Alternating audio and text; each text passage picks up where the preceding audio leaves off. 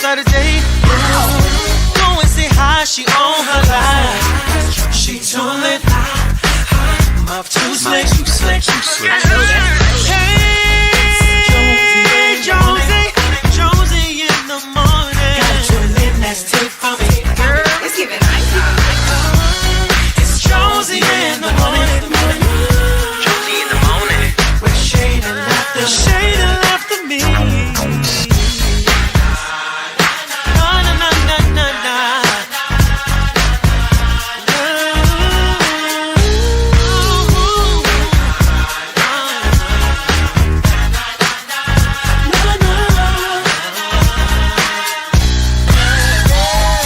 Jonesy in the morning.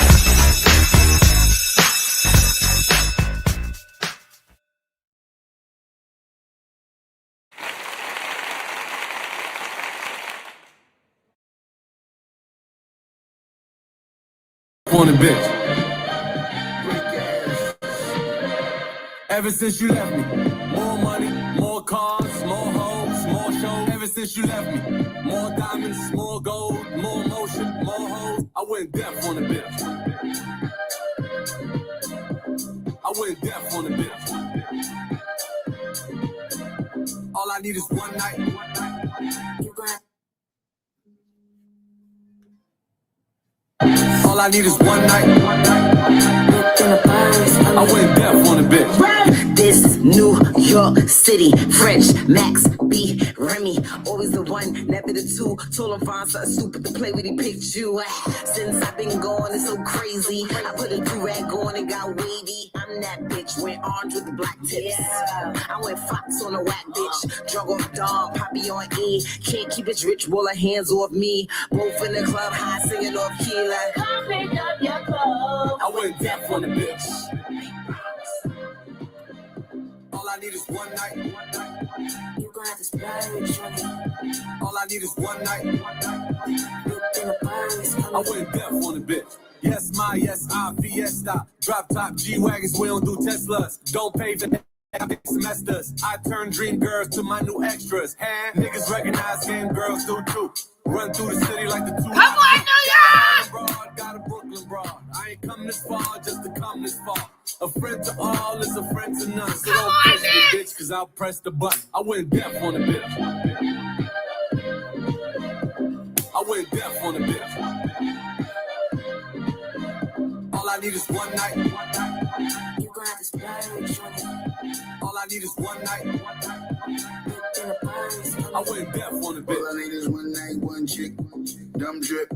Baby want a piece, call me All I need is one dick. Baby wanna be with me, call me a husband. One night, one dick. Oh, gee. Everybody say, oh, gee.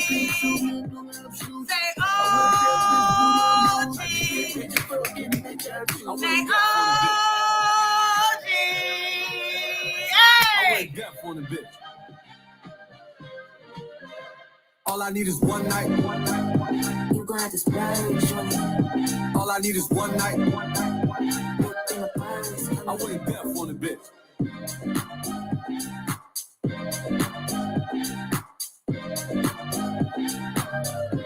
I went deaf on a bitch. Come in, class. Come in, class. I went deaf on a bitch. Come on in. Come on in. Because we may never have I this went chance deaf again. on a bitch. Ever since you left me, more money, more cars, more hoes, more shows. Ever since you left me, more diamonds, more gold, more motion, more hoes. I went deaf on a bitch. I went deaf on a bitch. All I need is one night. You gon' have to splurge on it. All I need is one night. Come on, New York. Who else comes back like that? On a bitch. This New York City, French, Max, B, Remy. Always the one, never the two. Told him find something stupid to play with, he picked you.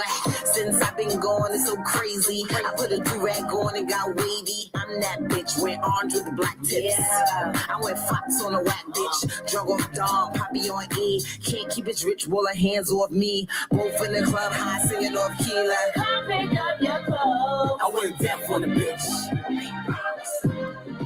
Wemby. All I need is one night. You gonna have to spend God don't like ugly in the All I need garden. is one night. in the purse. I went deaf on the bitch. Yes, my, yes, I, Fiesta. Drop top G-Wagons, we don't do Teslas. Don't pay for the bag, I pay semesters. I turn dream girls to my new extras. Niggas recognize game girls do too. Run through the city like the 2 Live crew. Got a Harlem broad, got a Brooklyn broad. I ain't come this far just to come this far. A friend to all is a friend to none. So don't push me, bitch, cause I Yes, press the Newport button. celebration. I went deaf on the bitch. I went deaf on the bitch. All I need is one night. You gonna have to splurge on it. All I need is one night. In the purse. I went deaf on the bitch. All I need is one night, one chick, dumb drip. Baby want a piece, call me scrumptious. Baby wanna be with me, call me husband. She was singing on my mic, Teddy Wells spin. This that true love, cool. First time I heard the flow, they knew I do. Christina Pink, Moulin Rouge, got the 3-piece suit, me blue love shoes. I went that bitch, blew my mood. I just get bitch, fuck any bitch I choose. I went deaf on the bitch. Whole world behind New York right I now. went deaf on the bitch. Whole world behind New York right now. All I need is one night. You gonna have to splurge. Are you? All I need is one night. Whole world behind New York right now. I went deaf on the bitch. I done had to put my Philly shit to the side for a minute. Never throw it away. I went Just deaf put it on chill for right now. We got focus. Bad. I went deaf on the bitch. When I tell you, I don't even have to tell you. I don't even have to tell For you. Jalen Brunson, allow him to operate at the top, 101. Brunson gets it, fires up a three. Shot no good, the chip, it's gone! It's gone! It's gone! With 1.2 remaining, Knicks take the lead. OG Anunoby, and it's 107-106.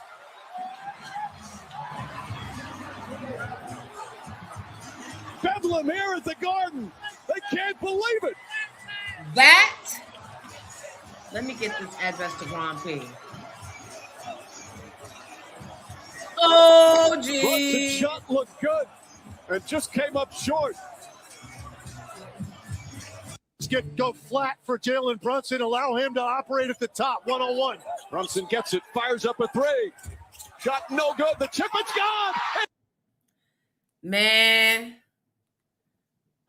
I might have to get pregnant by someone I don't even know yet just to have a baby to name them OG.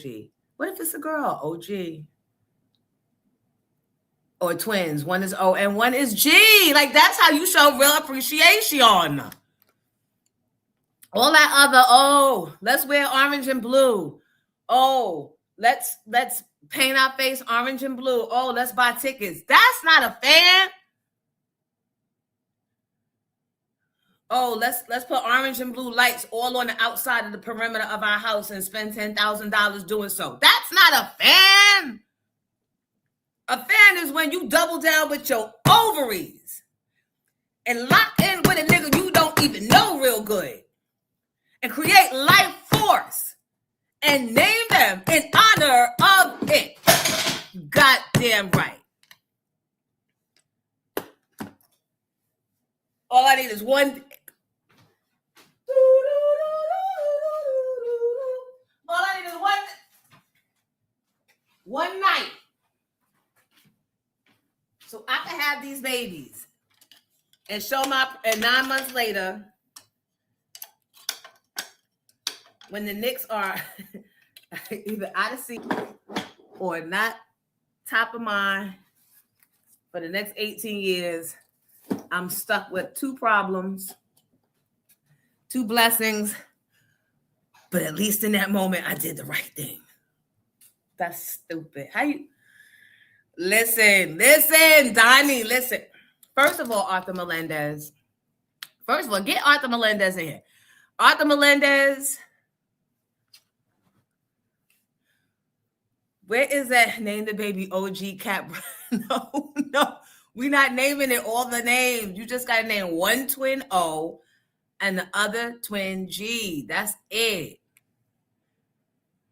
Oh, my God. Where's Arthur? Make yourself... I saw you in here. Arthur, type something to me, Arthur.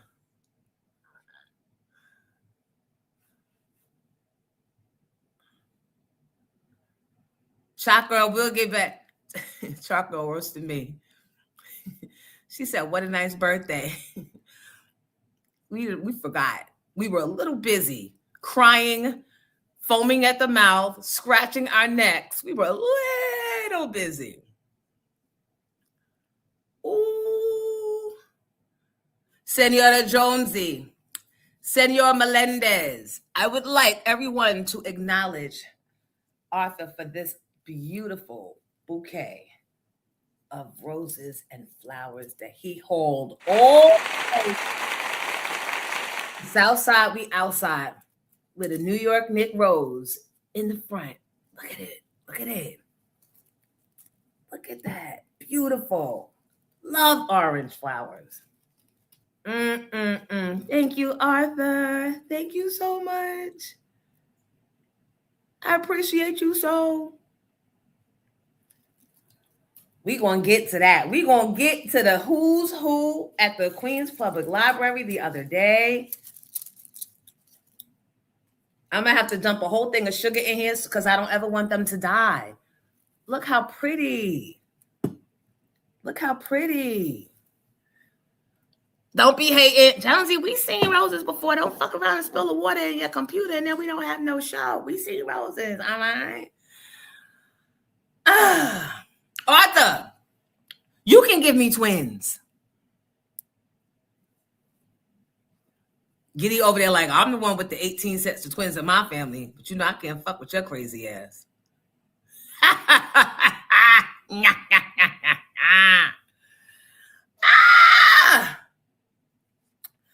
All right, people, let's catch up. I will admit yesterday was a hooky day. Well, Giddy had real work to do. My ass, listen, I can't move around like I used to. I be needing naps that turn into real full nights of sleep. I did that whole out to Queens. It took me, I left at 3:30 and got there at about 5:30. And then, right, here we go again. Hey, Jonesy's Grownsies. Yes. Let's hear it for applause. And I couldn't have been happier to have done the commute. To see all of you and all the other people, but all of you, and there was one more of you that didn't make herself known until later on. She emailed me. I'll call her the lady in red. But thank you all. And Giddy had to take the picture, so he couldn't get in it. But thank you all for talking about it and being about it. This is the Queens Public Library. They turned it out because I guess they weren't expecting this type of turnout. And then people started coming over that was like, what's this? I hear music. I see Black people. And people just started joining us. But it was okay, right? And y'all repped with the merch. Pixie Diva, Kim from Harlem. Creative Minds. Huh? Get people go there on that website and leave that review so we can have Jonesy out there more often. Please, Kim, if you could can we find the website and put that up and people can leave good reviews? Y'all leave good reviews, please, please, please, please. But it meant so much to me seeing y'all there, right? Because I didn't know. Even myself, the plans I make for myself on a Monday at 2, for Friday at 4, sometimes fall through the cracks. But you guys lifted me up, came through, and I appreciate it all. And Arthur, I don't even see, did you get in this picture? And you know who else didn't get in the picture? Brick City's not in the picture. That's Javonte. Brick City wasn't in this picture, but listen to me. It was a great day, but then I needed a break because then I had to drive all the way back. I felt like I drove to Syracuse. I was Shakira. My hips didn't lie. That bursitis, I had Shakira hips. And then I had to wind myself down, literally with wine, and then I couldn't get up. So, look. So, thank you to Lord last night. Let me do the roll call, and then we're going to get right into it because last night was Team Too Much. Look at that. And I forget her name. But brought me the lovely, it was a Pink Champs monogram. The box with 2 pink, I can show you because it's right here. Because I wanted to acknowledge.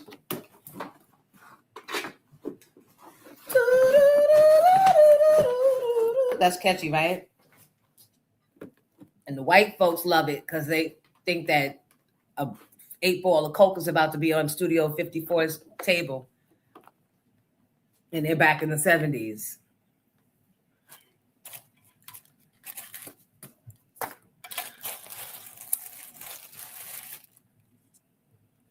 How dope.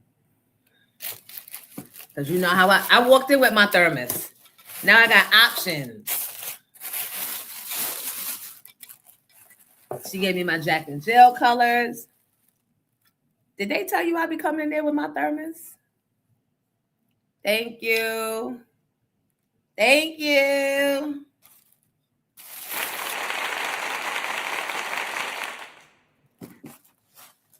Wait, and there's more. But just the detail. Look at that. The detail and the branding. Thank you so much, sis. Look, the name gonna be in here.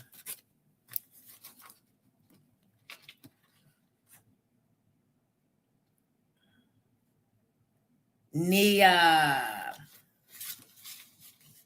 Thank you. You are the best. Wasn't that Amazon girl? Or No.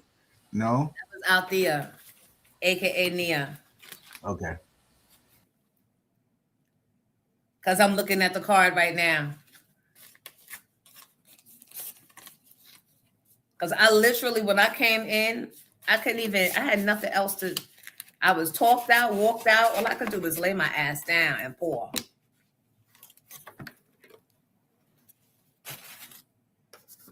Why did I open this?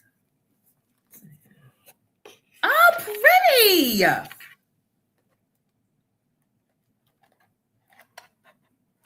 Beautiful bracelet with charms on it. Loveliness. Thank you. This is really nice. I love this. The white with the black and the gold. I know exactly what to wear this with. And I'm only going to wear it. So nothing else steals the attention away. Thank you. You be paying attention. You know, I be having my little bracelets. A bracelet and a thermos is a Jonesy survival kit. Now let's get into those Knicks last night. When the last time your heart sank and then rose and then sank and rose again from the grave? Stop playing with people like that. Knicks, stop. This was too much. Hold on. I gotta get rid of Giddy, you got to play that again while I text Ron. I wonder if I could just take a picture. No, it's easier for me to just type it in.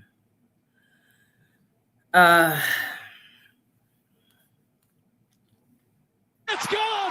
It's gone! With 1.2 remaining, Knicks take the lead. OG Anunoby, and it's 107-106.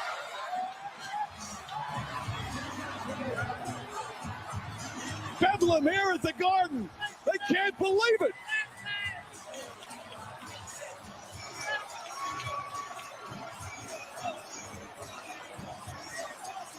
Brunson's shot looked good and just came up short. Go flat for Jalen Brunson. Allow him to operate at the top. 1-on-1. Brunson gets it, fires up a three. Shot no good. The tip, it's gone. It's gone. It's gone. With 1.2 remaining. Knicks take the lead. OG Anunoby, and it's 107-106.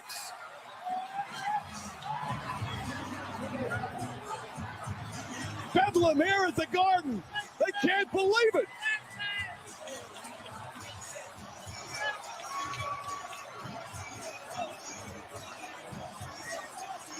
Brunson's shot looked good and just came up short.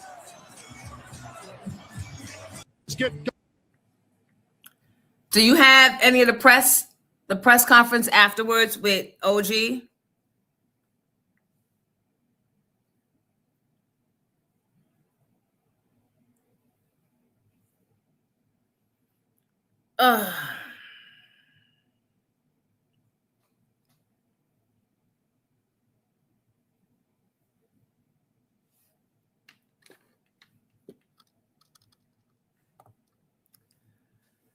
All right, let's do our roll call. We got 115 in here. Let's go. Kim from Harlem is first, but she doesn't count because she's part of the inner circle. So that would look like cheatation. Hold on.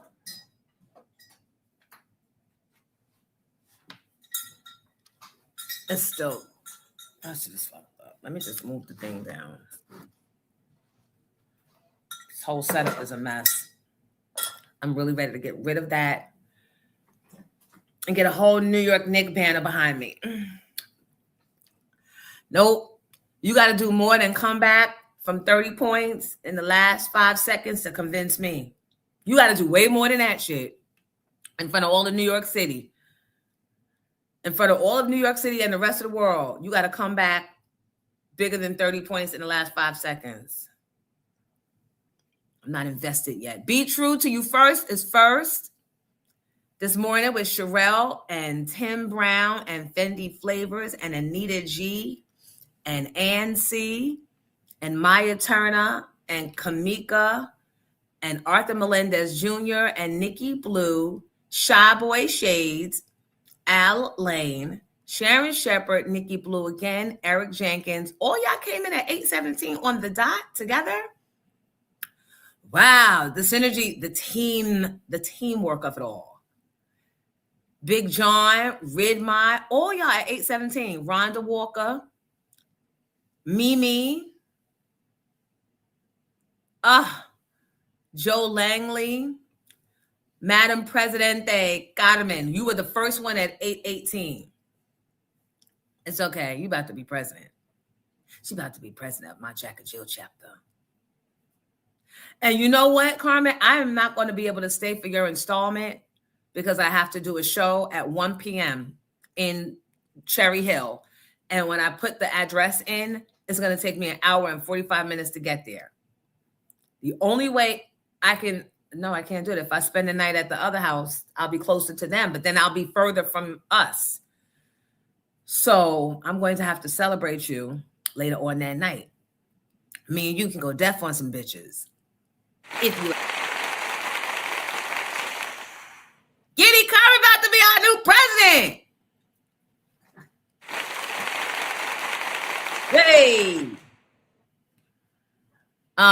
That's if nobody tries to jump up and run from the floor. Oh, I'll go deaf on the bitch. They'll wind up kicking me out the chapter. Let me shut up. Because they will. No, they will, because there's something probably in the bylaws that say if anybody ever goes deaf on a bitch in this chapter, she's out. There's no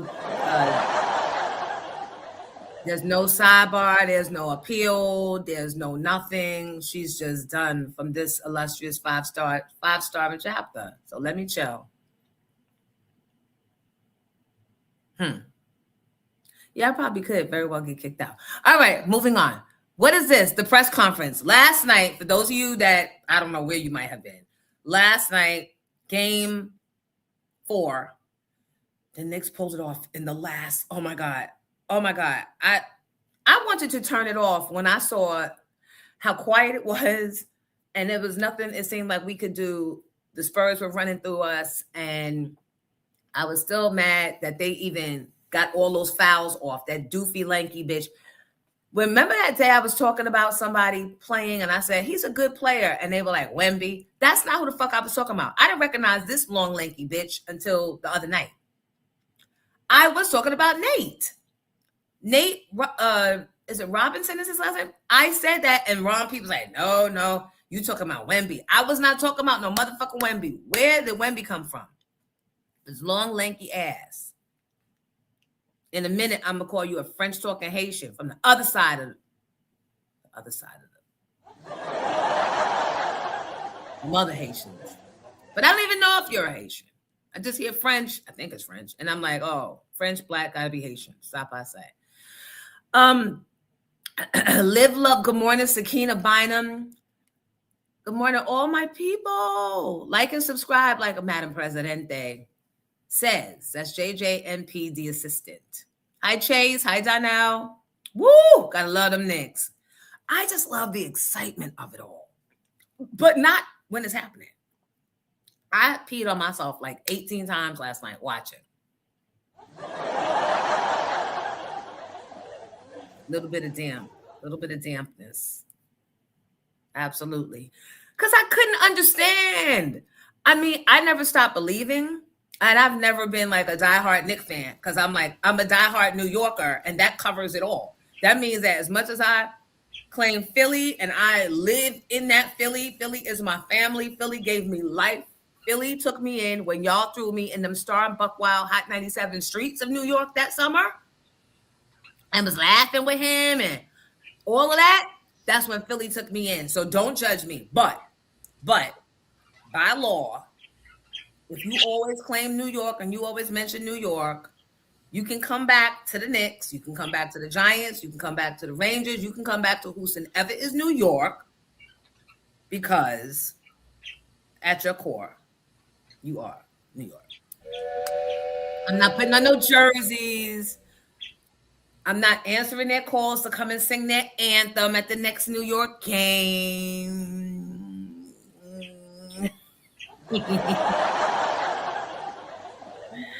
Not doing all of that. I don't have to do all that to prove. And we'll make exceptions, you know. You'll make exceptions. We'll always make exceptions. Just one time. But I was one of those naysayers. I turned off the game in like the fourth quarter. I was like, I'm done. Because you couldn't take it. I couldn't. I couldn't take it. I'm done. And then I turned it off, and then I was like, I'm gonna fuck around and not be able to get it back should some good shit happen. And I don't want to wake up Giddy because he had a long day. He's tired of my foolishness. And then I was like, just leave it and turn it down. And then all of a sudden, when I saw the Spurs burn out, because that's what happens to them. Remember, that's what happened in that first game. They did all that flashy shit, all that spinning around, and then they burnt out, and the Knicks got a second win. It's all about how you racing. Even with your kids that are like track stars, I know y'all already know this. They might let the other kids think that they're slow or that they're faster than your kid, but then when it's time to turn up, your kids be blasting past them. And they don't understand where that came from, so they automatically assume that your kid is on steroids it's all about pacing. So I thought they were way outpaced though, because at one point it was it a 30, 29, 30, maybe 35 point lead? I was like, why are we even here? The Garden was quiet. I knew what that was. And then when they got within 10 points, and then they got within 8, and it was, I think, 5 minutes left. I was like, this is definitely, they got to take all the, I don't even know what you call it, when the other team's supposed to have the ball. They've got to take all of those. But I said, but they've done it before. So let's see if they're consistent, if they can play the way they came back the other night. And, but that OG, let me tell you, Can you tell me what that did for y'all? Can y'all type or call? Can somebody call and all, and tell me what that move from OG, when y'all saw that shit? First, when y'all saw Brunson miss it, because we still might have been able to tie, right? We still might have been in it. You never know. We still might have gotten another one. But when y'all saw him connected and locked the fuck in with that pass, with the throw that wasn't even his throw, but he made sure he ran over there to secure the motherfucking bag. Can y'all tell me what y'all feelings and y'all thoughts were? Hi, Natalie. Did I say hi to Lady in Flight and Donnie? XO Love, good morning to you too. Man, I'm so far back in the hi Rave C, Pixie Diva. Did you see our picture from the other night? Yay! There's Pixie Diva right there. Hi Weeze. Let me get to the wait. Giddy, take that down for now and put the Amazon Mom and Shakira, Moon Girl. Thank you guys. Did you guys see everybody? Amazon Mom was there too at the Queens Public Library. Where were you guys? Amazon Mom was there. That's Moon Girl Creative in a wheelchair. If she can make it all the way out to Southside Jamaica in a wheelchair, nobody, y'all can't never say nothing to me. Good morning, St. Charles. Hey, Nandy. Let me clean these glasses. These glasses are making me struggle with my sight. Ooh, them Knicks wore my nerves last night. And then it took me places. It took me places because I started thinking if they had called that boy's flagrant fouls from the night before that we didn't get to really talk about, how he threw Jalen Brunson down to the floor by his neck kind of and chucked old boy in his neck, which I'm so glad he got the neck chucked the fuck back. That was the first order of New York business. Bitch, you gonna get this New York elbow the fuck back. As soon as I don't even care. I don't care if you in my way or you not. I'm coming over to you and you getting this.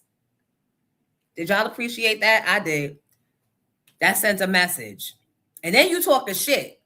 Talking about I'm in your head. Well, whose head you in now, bitch? Who's you in your own motherfucking head? You loser ass, doofy ass. Ain't no other occupation for you at your 7'4" ass to have in this lifetime but a ball player. And you lost a 29-point lead, bitch. What other job could you do? What other job could you ever do?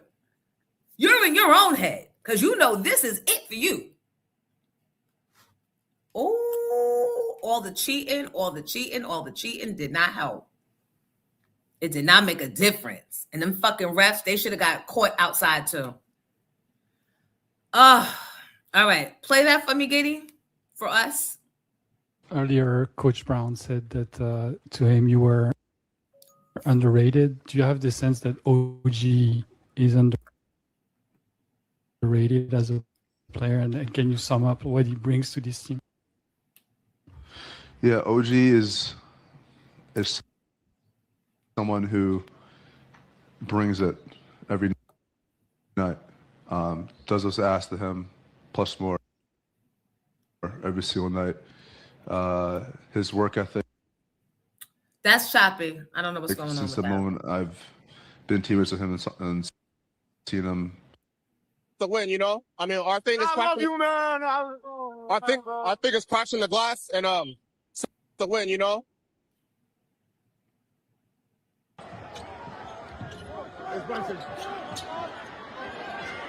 Oh.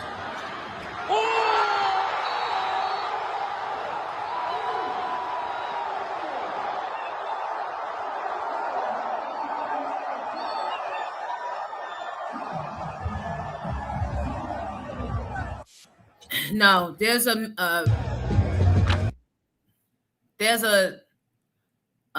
clip of Mike Brown afterwards, the coach, at a press conference. If you can just find that, because it had to be a combination of the coaching, the playing, a combination, everybody's mindset. Everybody on the Knicks mindset had to be in sync. It didn't matter that they were 29 points down. They had to all keep the whole, we can still come back mind thought, the mind process, right? And actually apply it and play like that. Not just think we can do it. And nobody had the space to think otherwise.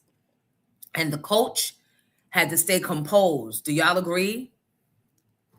That's what his big ass get. Exactly. I appreciated it. Ooh, Pixie Diva, I appreciated that chuck to the neck.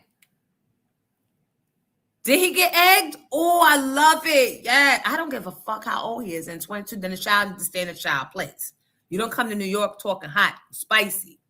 He was talking very sharp, and I don't like it.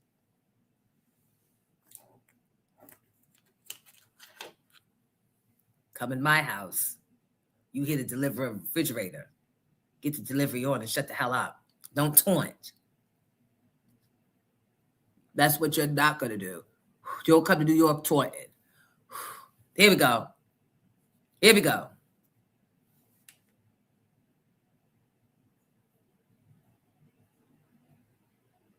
No volume. Flag on the play. We can't make excuses for 22-year-old. You want to act like a grown-ass man in New York at the Garden? Because all he had to do was shut his ass up. Right? You bout it, just show it. You ain't got to talk shit like you, what? Like you tough. Nicole Perry, I felt the same way. I don't know where Ron is.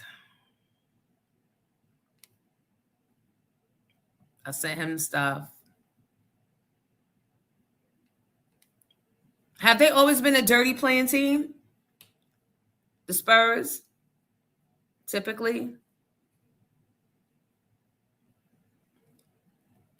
And I don't even know if my mindset would have been able to turn around after the way we got blatantly cheated and fouled on the day before. Giddy, can you get it to play? The volume?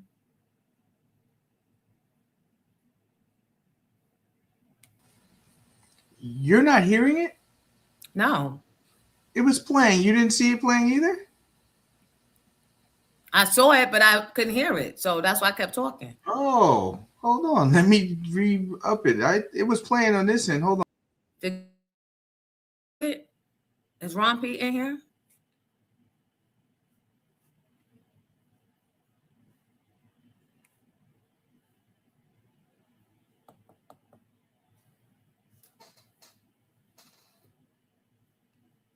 That's what I know, but they should have done that last night. Like, why would they let it get this close? But for, we got to let the series drag out a little more so we can make some more revenue.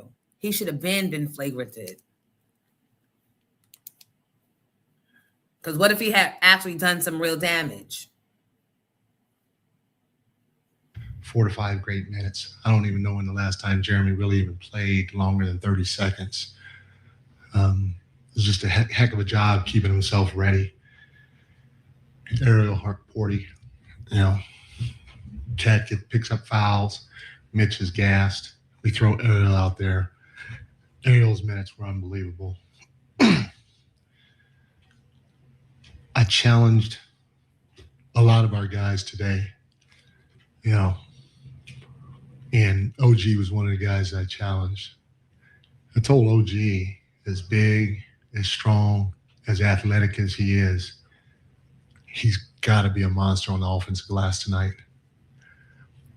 I don't know if there was a play bigger than any other play in the history of Knicks basketball. That was a huge offensive rebound. Huge offensive rebound. He took on the challenge, and he went and won the game for us, doing exactly what I called him out for, doing shoot around today. Cat, he picked up those early fouls, was on the bench most of the half, and he had a whale a whale of a fourth quarter, a whale of a second half for us. He was unbelievable. Jalen, he's an MVP candidate. I say the same thing about Jalen every game. He does what an MVP is supposed to do, and he did it again tonight. The last person I'm going to talk about is Jose Alvarado. We clap for Jose. I know a lot of you guys can't because you're in the media and you got to be neutral, but I'm going to clap for Jose. Sorry, Mom. Jose was unbelievable tonight. He changed the game. His speed, his ability to touch the paint. Again, you give San Antonio a lot of credit. They're trying to throw a lot of different things at us defensively, kind of a matchup man / zone. And if you don't close out to Jose, as hard as he works on his shot, he's going to make you pay. If you close out to him, he's quick enough to go by you. And he made some great basketball plays offensively tonight. And then he was great defensively. But you talk about a total team effort when we hit adversity. And that's all we've talked about all year. Hitting adversity. I embrace it through the year. We have to hit it. This $137 no installation AC cools any room in minutes and even heats any room. Because we have to see if we're connected enough for moments like this. And our guys showed their resiliency and showed they're connected enough to handle a moment like that. The series isn't over. It's going to be tough down in San Antonio. But I applaud all my guys and all my coaches for trying to find a way and finding a way to get in the win tonight. Christian up front. Mike, Christian Winfield, New York Daily News. I mean, you talk about resiliency. You guys have come back from so many double-digit deficits over what feels like the last few weeks. But tonight to come back from down 29, what was said at halftime? Did anybody deliver a message to galvanize the guys? And did you have the sense that at halftime your team was going to pull off what many felt would have been impossible today? We knew there was still a lot of time left in the game. And, we didn't show film. My coaches didn't want to show any film to the guys. We let them sit for a little bit, talk amongst themselves, think about it. And then the biggest thing was, I told the guys we could play better. Right now we're letting the ball get to the paint, and we got to do a better job of keeping the ball out the paint. We got to play faster.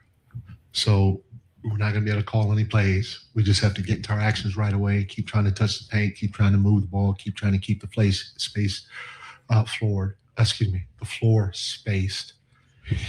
And the reality of it is, not just in basketball, not just in sports, but in life too. I think you can all attest to this. You got to have a little luck in life. You got to have a little luck in sports. But you can also go make your own luck too. So you got to have some natural luck, and then you got to have some luck where you're going to make your own luck. And that was probably the biggest message. Long time to play still. We got to get a little lucky. But let's do what we do so we can make some of that luck happen. And the last thing that we said to him was, let's cut it to around 15-17 going into the fourth. And if we do, we'll give ourselves a chance. On your left, Steve.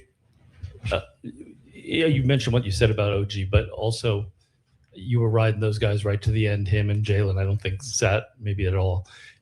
Just kind of to see what they were doing and probably exhausted for OG to make that play. Just kind of how exceptional is that?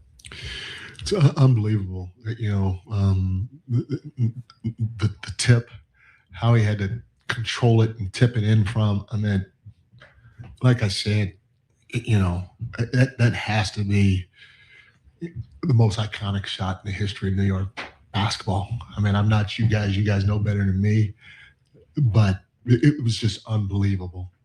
Jalen played the whole half. OG didn't, but we rode those guys, and they did a fantastic job of trying to play both ends of the floor, trying to play fast while trying to give it to us defensively.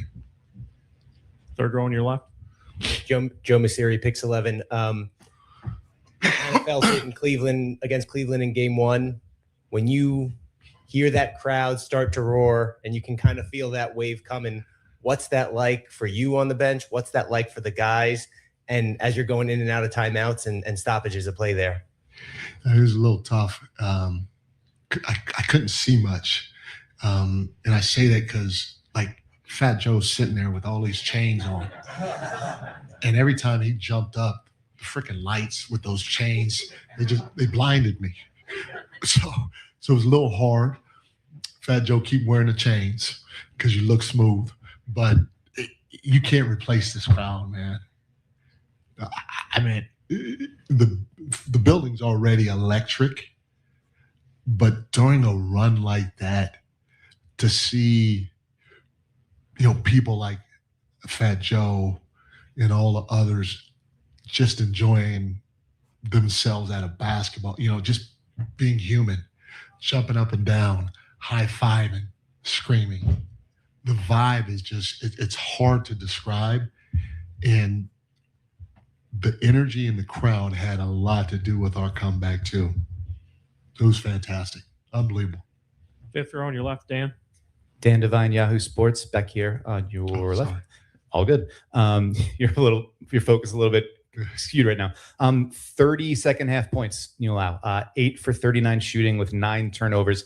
What did you guys? How were you able to turn things around defensively that way? We didn't change much. We basically kept the same game plan. Defensively, we just did it harder for longer stretches, and we were really in tune to what we were supposed to be doing. Our level of physicality increased without sending them to the free throw line as well, which is huge. On your right, Ian, fourth row. Yeah, Mike, Ian O'Connor with The Athletic. Before the game, your team owner did an interview with WFAN where he essentially guaranteed victory tonight and in the series. Were you aware of that before the game? And what was your reaction to it? And if you weren't, what's your reaction to hearing that now? No, I wasn't aware of it. He owns a team. He can say whatever he wants to say. Maybe he feels something. I don't know, but I'm 100% okay with him saying whatever he feels like he needs to say. On your left, Ian Begley, SNY. Mike, what were you looking for when you brought Jose in to share the backcourt with Jalen in the fourth quarter? What was your thinking then? Just to mix it up. Jose's been good in the pick and roll. Jose's been good touching the paint. And if Jalen wanted to get off the ball for a few possessions, Jose could handle it. And he could touch the paint, make the game easier for others. If Jalen was on the ball and the ball got sprayed. If you own a gun, you're probably going to be interested in this right here. This laser bullet works with our laser strike system to help you. And it found Jose. Jose can then touch the paint with his speed. And so that's all I was trying to do. Pause that is from see if we could touch the paint a little bit more. Thank you. So I'm reading the comments, and I'm on my phone reading online stuff too about the game and actually about the plays and stuff. Some of y'all are saying it's more than luck, and some of y'all are not convinced. And Shakira said, practicing the plays in the book. Does anybody disagree? Our precious children in athletics often challenge themselves by just being student athletes. Remember how school spirit around sports help galvanize schools as centralized positive learning hubs. Let me show you something. I agree with that statement, and I have lived through that statement. Last night, it was a feeling. The Knicks performance gave me a feeling that I incorporated into my spirit and in the back of my mind, that when I am faced moving forward, when I'm faced with a situation that feels unsurmountable, and when I'm feeling mentally exhausted and I have nothing else to give that situation, and ain't enough prayer and ain't enough phone calls and ain't enough, can you help me? I have what the Knicks did last night as a visual reminder of what digging in deep really, truly means. From the you can't stop. You can't stop. At any point, you got to keep the pressure on. And it doesn't mean you got to keep being physical at a high pace all throughout. You'll die. You'll fucking tap out. But strategically, and that's where practice comes in. Remember what you did at practice. The only reason why OG was able to get that shit off in that moment and in that time is because he locked into a time at practice where somebody said something or they were in a similar type of situation where they thought it was over and somebody came and did some shit to make it look possible. And that is what, when you see it, that's when you can repeat it and believe that it can be done. Because what else after the whole game, you being down and it just gets worse. And then the refs ain't doing their fucking job. And you feel like you battling up a hill and you're exhausted. And everybody's probably getting mad at each other. I'm sure there was some slick talking on the Knick bench and some frustrations. But you still, the strength in your mind is such that all of y'all still was able to keep a laser focus and not get this.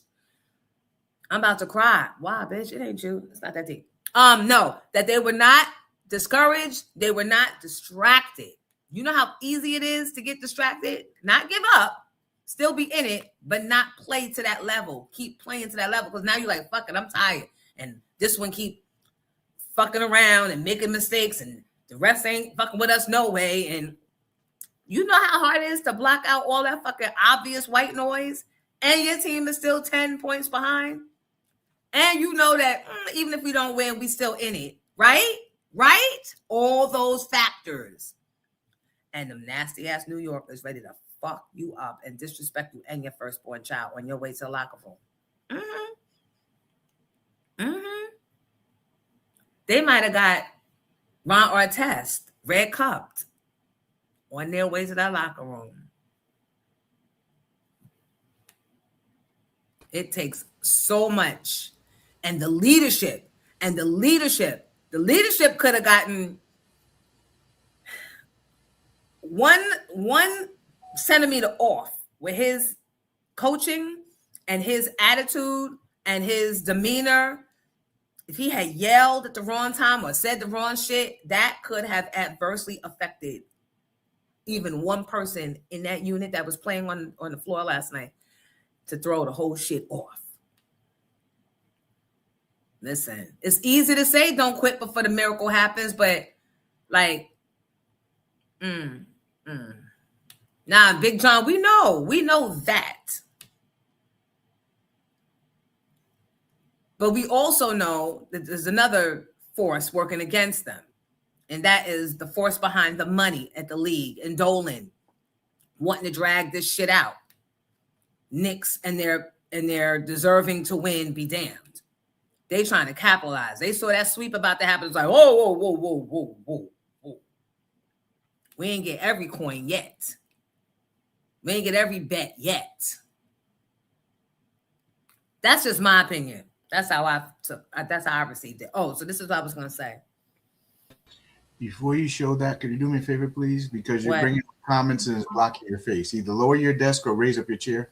What's doing what? When you bring up the comments, because people are typing so much, it's blocking. It's like here on you. I want you to either raise your chair or lower your desk, please. They know what I look like. It ain't about me. It's about the Knicks today. How did I even get to all that jumping and hooping and hollering around I did last night, probably. Where was I going with it? You was pulling something up on your phone. Oh, and what was going on with the Wu-Tang? Where were they performing? They were at halftime. In New York? Yes. Oh, because when I watched it last night and I couldn't get distracted, the way it was presented was as if they were in San Antonio.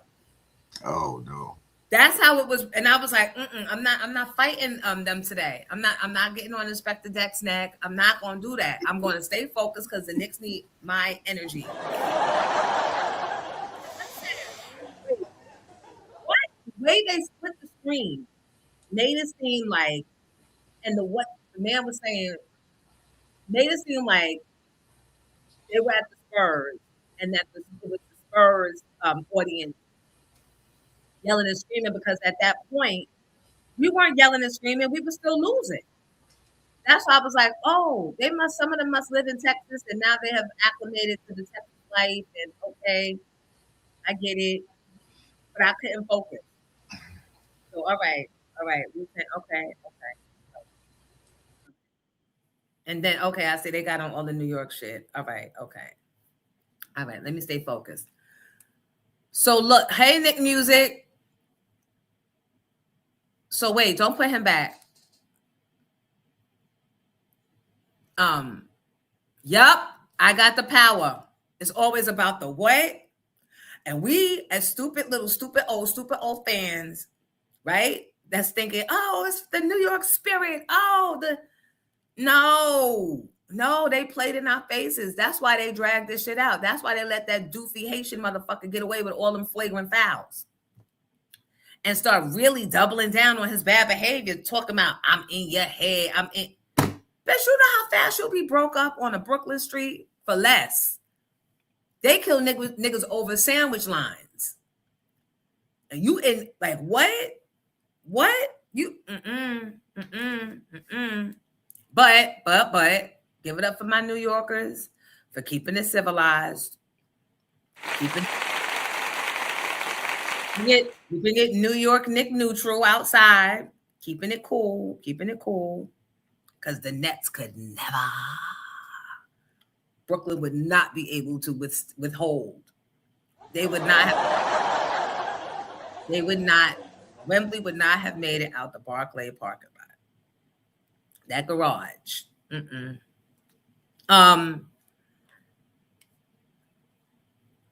Right, Ulysses. Yep. Hi, Love Jay. Thank you. Love Jay said I'm cute. Yeah, thank you. Hi, Georgiana.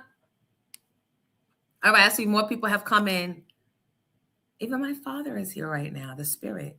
Whenever I see 151, y'all know that was his number. So last night, Shay was against it. He came home and was like, let's go, Spurs. I said, oh, what? He said, because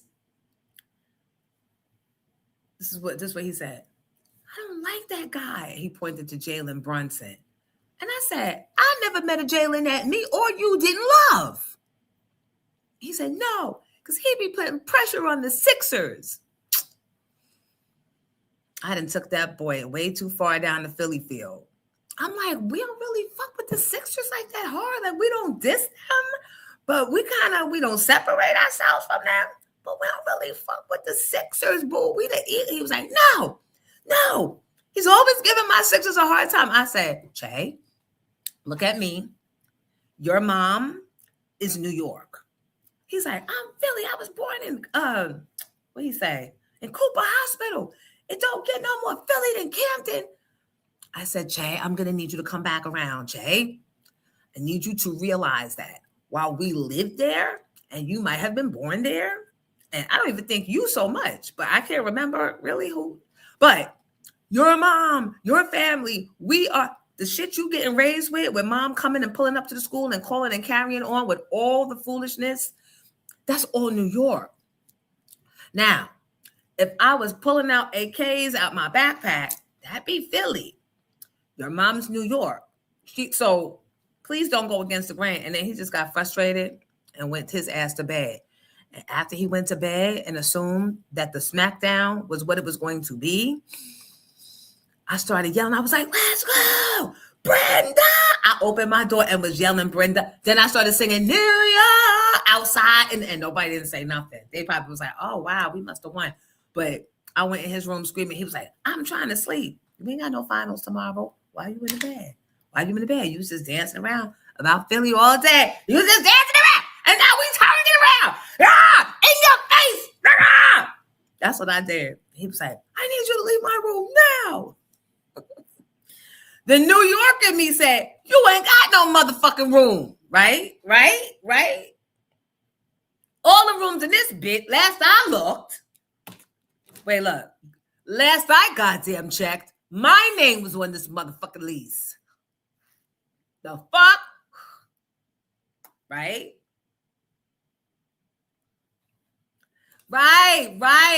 Mandy, please. He don't want it because I would have to separate myself. I'm like, have I gone too far with the Philly shit?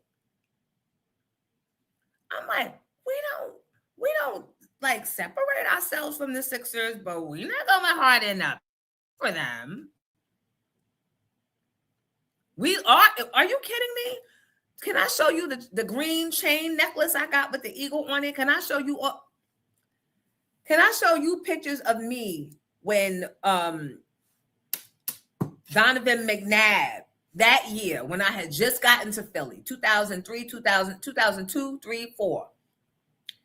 And they had him, they had all the influence, well, they weren't influencers then, they were just celebrities in Philadelphia on the front of the Daily News, the Philadelphia paper.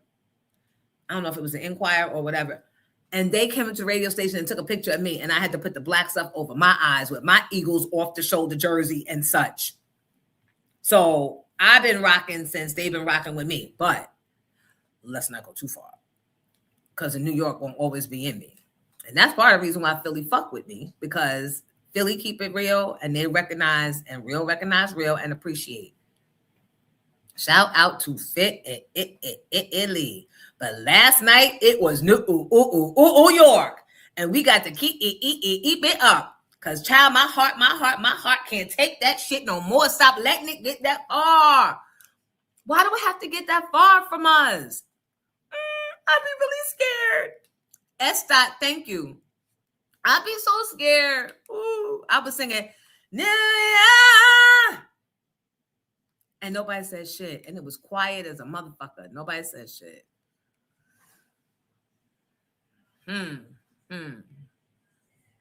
That's why I said, we got our Jalen. Leave that one alone. I ain't never met a Jalen. I ain't birthed or appreciated.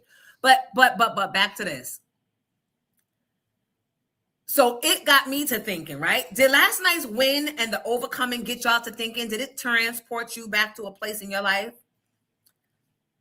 where you were so close to losing something and everybody's watching and counting and you gotta fucking pull it out the mud and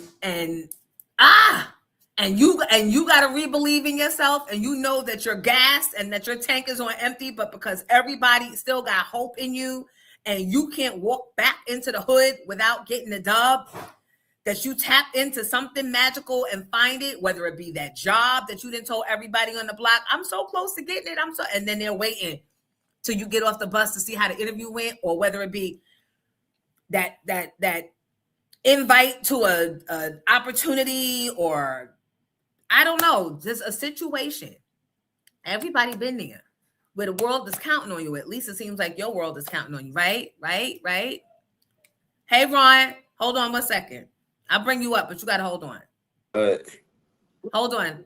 I'll bring you up, but you got to hold on. So me, last night, it put me in a space where a recent space where I remember, this was when Che was still at Bergen Catholic. And this particular year, St. Joe's had become like the wrestling. It was always Joe's and Bergen, but our kids had graduated out, and Che was part of the new. And as much as he was part of the football team, Che has been wrestling since he was like 3 years old. Like he's like, and some kids, they start later. They don't know all the tricks that you learn. That's why I say, if you want your kid to wrestle or MMA, whatever, start them young. Because when the kids start in the 6th grade and 7th grade, the ones that have been doing it since they 3 and 4, they will never close the gap. That's why Che could take a year off from wrestling and still come back and dominate, because there's tricks that he has learned. There's discipline that he has learned in waiting for your match and what to do while you're waiting that you can't teach a 3-year-old, but that he was able to learn. So when this shit happened last night, I said, do you remember that wrestling match where Bergen was down and they needed, I think it was 6 points they needed in order to tie it up with Joe's. And Che was the next before the last. So if Che didn't get it, and the heavyweight after him, which was the last chance, he ultimately wound up not being able to fucking secure the bag for us. But if Che didn't do his part, there would have been nothing that the heavyweight would have been able to do for Bergen to win. And I said, this puts me in that same type of motherfucking space. So I pulled up the video and put it on my story last night because I always got to make everything about me. But I said, no, I'm pulling it up now. I said, I'm gonna go to Che's page because that it took me there. It sent me emotions that I don't even think I was ready to have. Because as much as you always think, oh, it's about the Knicks, let's not make it about us. It's always that moment of, I remember feeling that way. I remember being the underdog. I remember being so close to losing it all that I couldn't see my way out of the situation. I remember that, so I want to share this with you guys. Look at this.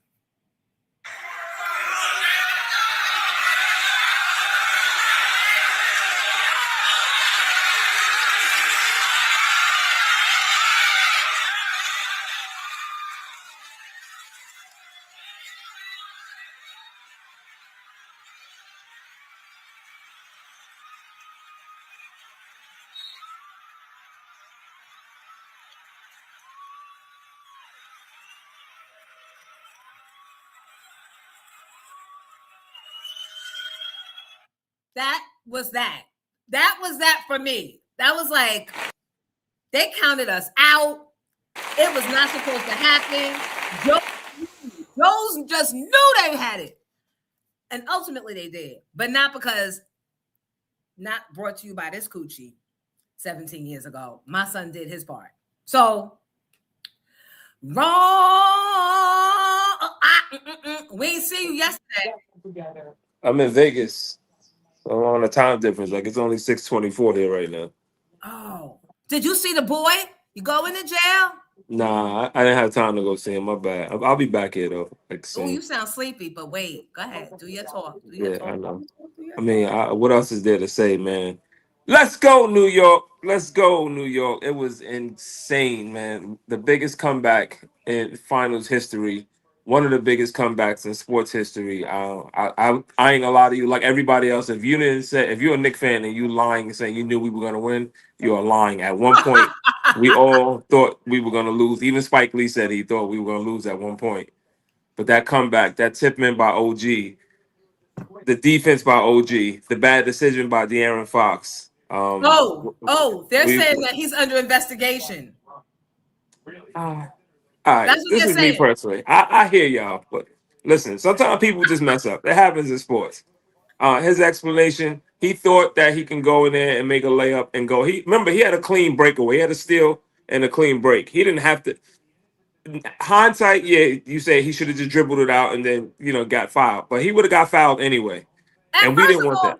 In that moment, they didn't think that what was happening was happening. They should have taken the time out and It's a lot of pressure. Me personally, I believe his decision. His mind was, if I go, he's faster than everybody on the court. I steal this ball, go down here, make a quick layup. They're down by 3. They would need a 3 to win.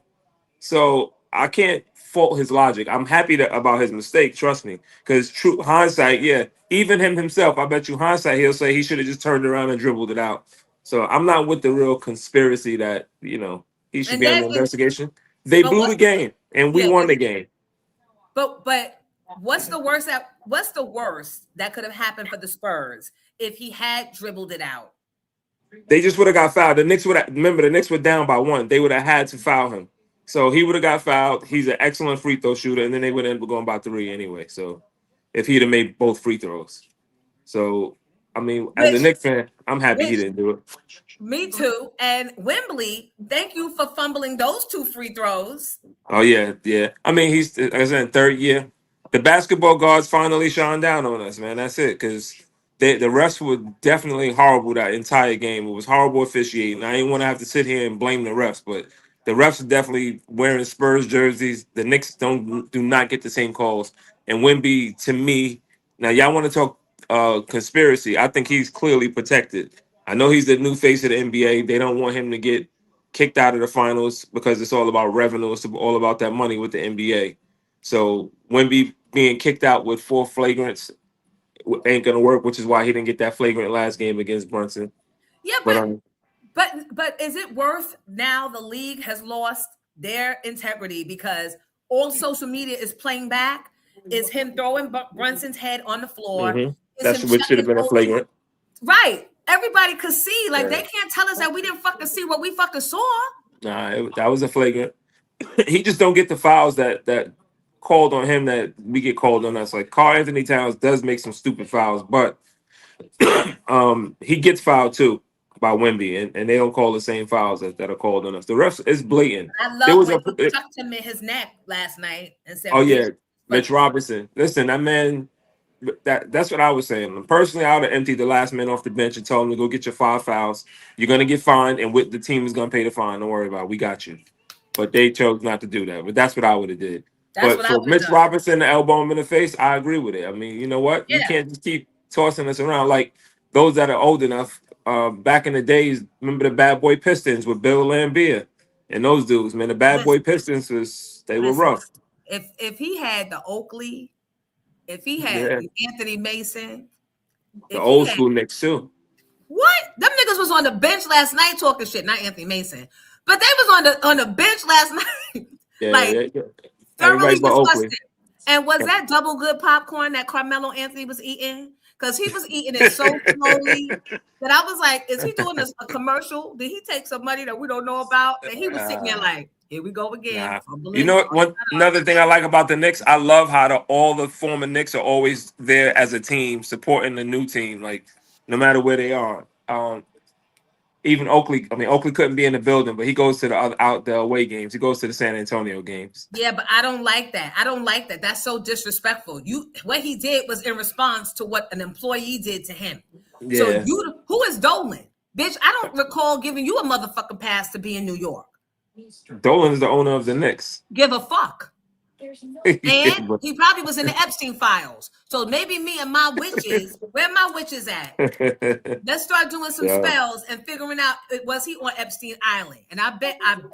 Well, listen, he'll back after that. He's the dummy that invited Trump to the game last time. It's the crazy part is, as much as Trump gets on my nerves, it's not like Trump just decided to get up and come to the game. You were invited by the owner, which I still don't think he should have came, but that's Dolan's doing also. So yeah, I think we got to get rid of Dolan. We got to figure he was in them Epstein files, and we need him to create the distraction of, oh, I'm gonna allow him back in the building, and then we'll forget that you was playing with allegedly little girls and boys. So what we doing? We got to focus. I still think it's Knicks in 6. I think the Spurs may bounce. I mean, I hope you get it in 5, but I think that I think the Knicks will get it in 6. Back here in New York, and I think they'll lock it up here, and it'll be a win in the Garden, which would be it's gonna set the city even more on fire than it was. I heard they were wilding out last night also. So I can't take it. Yeah, I heard. I can't. But then again, if you think about it, the Spurs are they are a young, resilient team. They are good. I mean, they're 20, 22. They're a young team. But after a loss like that, I don't know how you can get over that. Like, this is twice now that they gave 2 games away. And to me, the Knicks did come back and win, but a big part of it is the Spurs choked. They gave that game away. Just I that. don't even know if they choked. I think that they got comfortable and they thought that they had such a sizable lead that it couldn't happen, right? That's immaturity. And also, they got gassed. And they started making mistakes based on, I'm just fatigued, and I did it 15 times already. Well, Wemby played the whole 4th quarter. He doesn't do that. Wemby gets a lot of rest. Like they rest him a lot. And last night, you can clearly see how exhausted he was playing in the 4th quarter. I like that. I haven't heard the word skeezer in forever. That's so New York. Yeah, I know, right? But yeah, Wemby, I'm sure he was tired. They were all exhausted in the 4th quarter. Like they exerted a lot of energy, but they did fold up, and that's hard to come back from mentally. Like going back home, that's gonna be tough, knowing that you gave this away. knowing that you gave game 2 away because you kind of had that game too, and you lost that game too. So it's gonna be But let tough. me So I'm tell you hoping the Knicks can something. do it in 5. Yeah, but we can't talk no type of shit because we should have never let them boys get up ahead of us like that. Because I too Well, believe that it was going to be a long night. Well, 2 things I'm gonna say. As far as San Antonio, they have the saying in basketball: you live by the 3, you die by the 3. They set a NBA record hitting 14 threes in the final. That's more threes than anybody's ever hit in the finals game. But the Knicks were playing horrible defense also. But the Spurs got so comfortable shooting threes that it came back to haunt them because they was shooting threes in the fourth quarter when they were up by 20. 27 points started the fourth quarter. They're still shooting threes out there, which is unnecessary, And it wasn't and they working. were missing. So you live by the 3, you die by the 3. And as far as the Knicks to get in that position in the first place, it was horrible defense. They were leaving them on the 3-point line. They didn't adjust to when they put in all guards. Like they put it in the set with all guards and Wemby, and So, that allows them to move around and pressure Brunson every time. Like you see how much they pressure Brunson when he get the ball. Like they're on him as soon as it's get inbounded at the other end. So question. You're Mike Brown. What's your conversation on the bus back to the hotel last night? And what's your conversation before practice today? Good job. A very good job. Way to stay resilient. Way to fight back. Way not to give up, and way to stay together.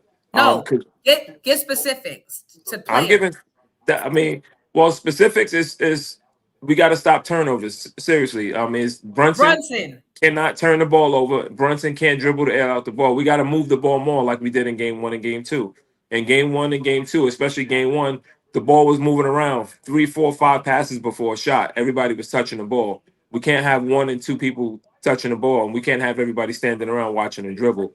Defensively, we can't leave people open. We got to get it. We got to make sure we're not leaving people open on the 3-point line, and we got to make sure we're switching off properly, watching the picks and switching off properly. Be aggressive, be physical. We 1 game away. We can take it in San Antonio. Like we beat them here twice already, so it's no reason. Let's step on their necks while we can. While we got them down, take their hearts, finish the job. It's sad when you know that Dolan is your owner and he's working against you for his own pocket's sake. I know one thing. Josh Hart he thanked Anunoby last night. He said thank you to OG because he saved me a lifetime of grief because that steal he had and that bullshit layup he had instead of dunking the ball. Patrick Ewing back in the days did the same thing. Remember that Patrick Ewing with the infamous finger roll when he should have dunked it and he missed the finger roll. Oh, I was thinking of the night Steve Smith lost it for us. No, that was a Patrick. Everybody people in the comments probably remember. I think that was against Indiana when we lost. Because he stood there, he tried to shake it off, the one with the nice braids, right? That's Josh Hart. Yeah, it was tough because right after that, if you notice, he didn't box out and on the other end, and they got a offensive rebound and put it right back in because he didn't box out and he fouled. I mean, they didn't put it in. It was a foul. He fouled the person. But it was a perfect. But it looked like It looked like it should have gone in. Nah, you got to dunk that. You 6'5", nigga. You 6'5". You on a fast break, still out in the open by yourself. You don't even know if Wemby is right behind you. So if you don't dunk it, if where was Wemby, he would have blocked it anyway. You got to dunk that. And at that moment, that would have put us up 1. That dunk putting us up 1, and it still would have made the garden. The roof would have came off the garden at that moment, and it may not have been as hard as it was. Maybe we wouldn't need that tip in. He knows it, and he would have never forgot. It would have been a lifetime thing that people would have talked about how we lost the championship.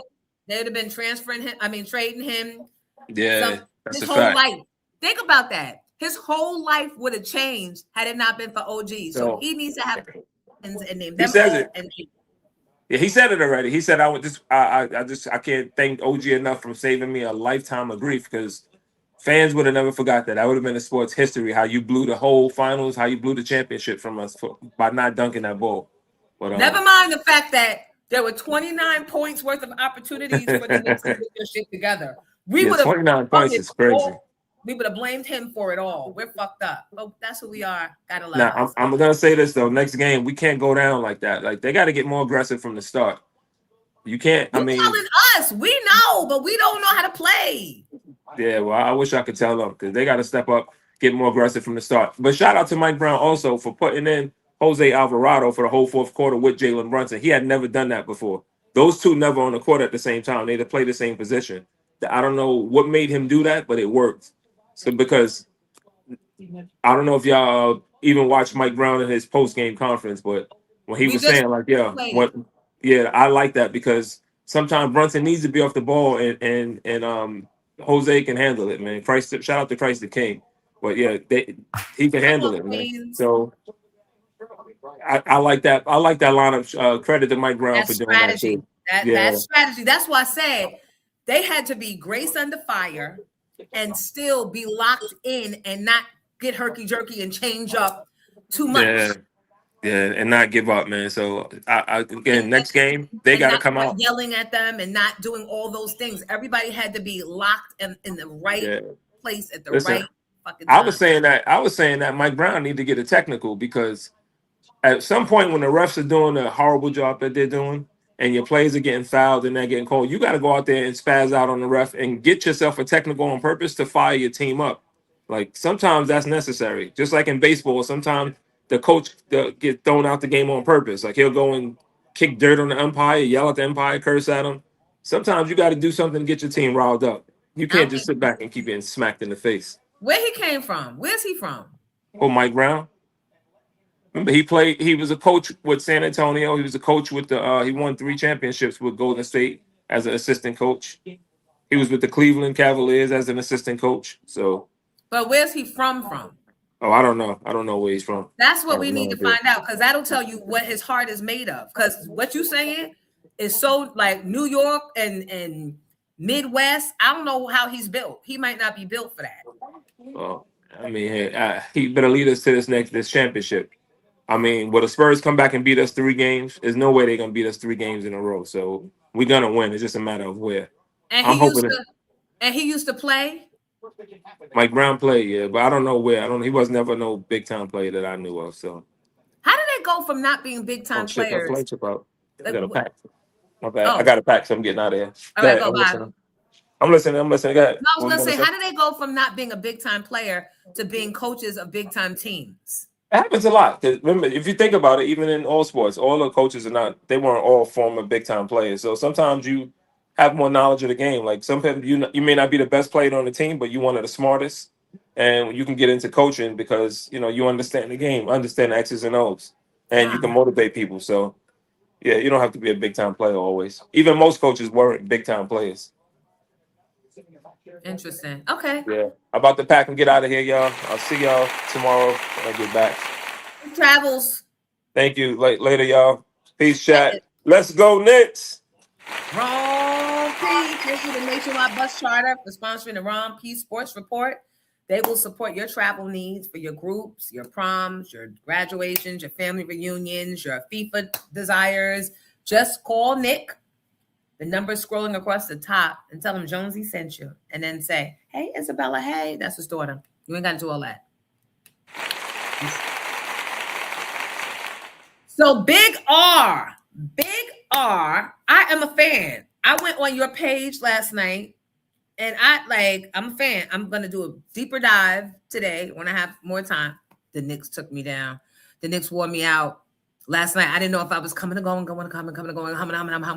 I did not fucking know. Like everybody else in this room. We did not know.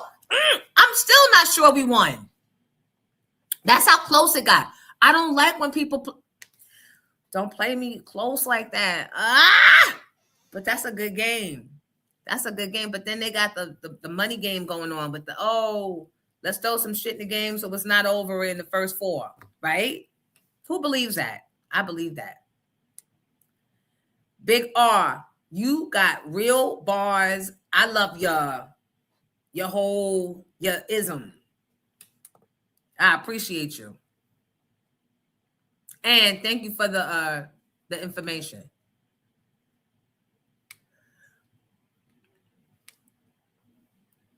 Develop Turner internships as equipment manager. Oh, wait. As equipment manager. Scouting and recruitment and assistant coaching can lead to potential shot at being a head coach. Good information. I told my son Jalen last month, I said, I don't know why, with just 6'3", 300-pound self, you did not walk on to the Arizona team. I know why, because he's like, I'm tired of injuries. You don't know what it's like carrying around 300 pounds on crutches. I'm tired. I'm done. My thumb still ain't right. Nerve damage here and there. I get it.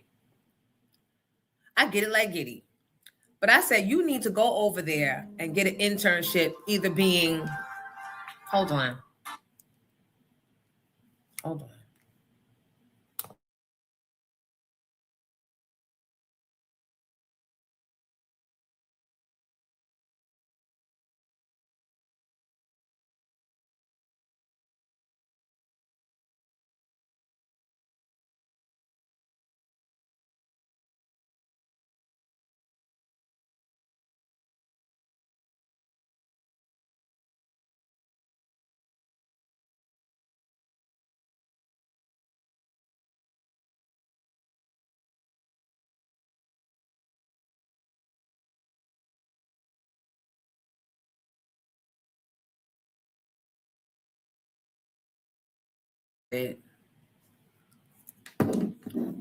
Why did child support change the lady operator voice to a stupid, sound like a fucking mass shooter voice? Stop talking so slow. The lady gets to it. Your obligation for case number B has been met for this month. Goodbye. Any further payments will be held. Here he is. If this is not Tarsha Jones, please do not continue listening to this call. Bitch, you called, now I'm listening. You dialed wrong, maybe. The fuck? So, Nia, thank you again. I showed everybody your amazing personalized gift from the other night. Thank you so much for being thoughtful and lugging this bad boy. I had to walk. I couldn't even find my car after we left the public library the other night. Thank you once again. Let me put my pictures up of my peoples, my Grownsies, Jonesies that was able to pull up. Wait, remove him. Kitty, move him off and put them back. There they go. Hey. Hey. And Arthur Melendez for lugging this whole beautiful vase of flowers. Appreciate you. You guys came and you supported and you showed the library. Please go and leave comments. Leave a good review. They said that's important. That's important in keeping this thing going. See, then I stay out your pockets and jump in theirs. Here's Nia. Yay! There she is. Thank you, sis. I appreciate you.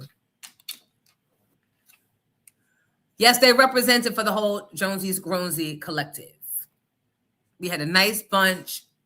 A lot of people got up and contributed and said their piece of, we were talking about reinventing ourselves. When we didn't have to, growing up, we weren't taught about ever having to reinvent, right? It was a different set of rules. It was get you a city job, a state job, a federal job, and rock out until you retire and you good. And that means you have done the right thing. And then suddenly shit shifted and changed and nobody came to tell us the new play. And then computers took over the world. And I was in college and they were introducing word processors. So by the time I got out, are you going to go back to school to learn how to work a computer, or are you going to go and sing what you've been studying? I feel like now with AI coming, we're about to experience another shift. So now the young kids that was all, y'all don't know how to work the computers, y'all don't know how to work social media. Good luck in securing a bag when AI is going to replace y'all. So shifting and pivoting I am the master. So thank you for coming next month. All right. So I don't know. They got one of my AI agents making them phone call. Oh, I hate it. And you talking so slow. If you are Tarsha Jones for case number, your obligation has been met for this month. Goodbye. I'm putting y'all comments up. Since no one's called the phone line, was born in Columbus, Ohio. I wonder if he knows the Pink House. However, because he grew up in an Air Force family, he spent much of his childhood moving across the U.S., Japan, and Germany. Oh, thank you, Voya. See, Voya, you usually call. Hi, Voya. Amazon, you came outside. Yes, Amazon showed up. Bearing gifts. Oh, Kim gonna get you right. She'll let you know how to leave a review for me. Yeah, there's this crazy colored house in Columbus, Ohio. It's like pink and royal blue.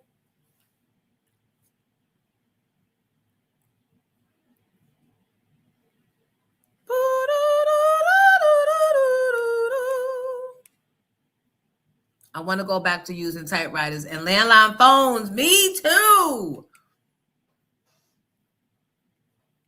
Me too. But then again, I don't want my neck to be cracked. Because I used to be sneaking on my mother's phone and falling asleep with that shit on my neck like that. Way against my collarbone. And to see all of the grownsies interacting with each other, that melted my heart. That warmed my heart. Because, see, I did that when I went to Philadelphia. I created community. I create community. I do create community. Oh, and the Disco Twins. And I don't know, was that Reggie or Robert? Or Reggie, I don't know which one it was, but all I know is the Disco Twin, the legend, showed up for me and got up and spoke and gave us a riddle. And I still don't know who the person was he was referring to that he got beef with. That's a Trumper. But that's in the culture. And an OG. Who could that be? Facts. Darrell, being around gets you in. Being around the culture can validate, especially if you have been in different capacities.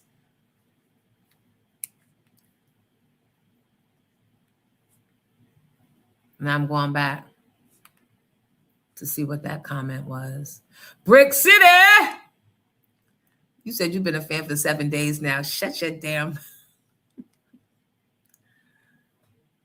And you weren't in that picture, Brick City, but thank you for coming out all the way from Jersey. All right, so let's move on.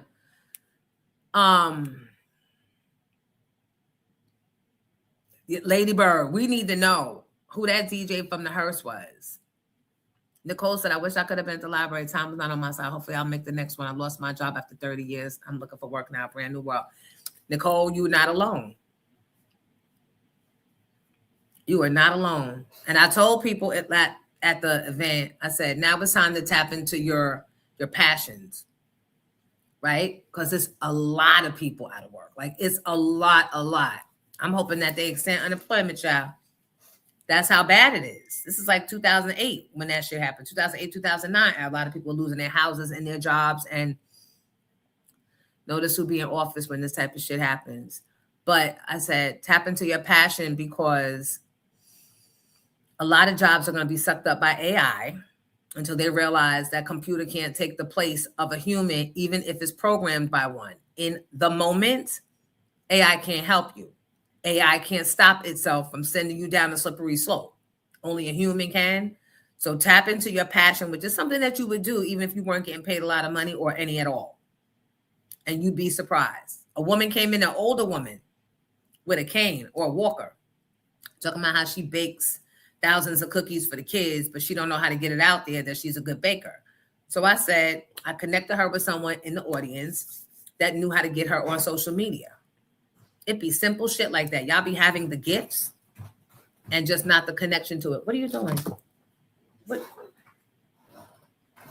Don't be running up on me like that. I'm from New York.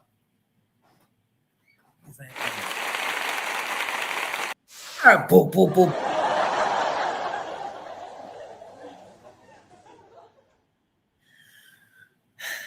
Now everybody gonna be saying, I'm from New York. I'm from New York. It could be as simple as, let me get a bacon, egg, and cheese with mayo and ketchup. I'm from New York. Let me get a chopped cheese. Where you from? because I'm from New York.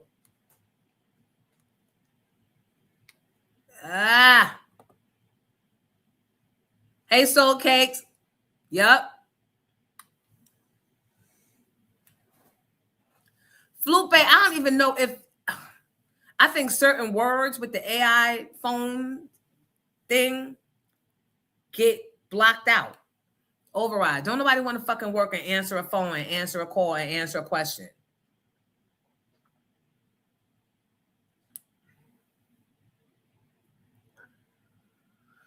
Child, I deserved a day off today after all the shit that the Knicks put me through last night.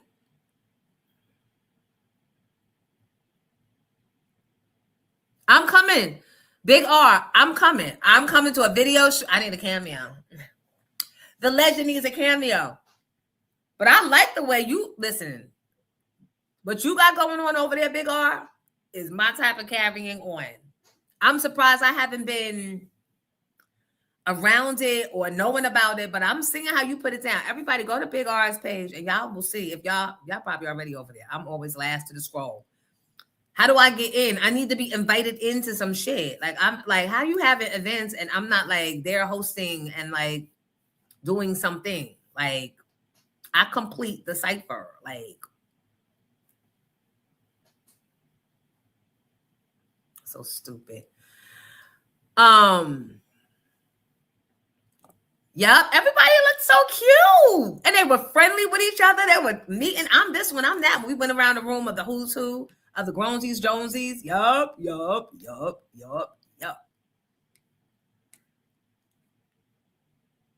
Okay, that was Reggie. How you knew? How you could tell all of this time? I still can't tell them apart. That's crazy. Yep, chopped cheese with extra mayo on both sides of the bread, please. I'm from New York.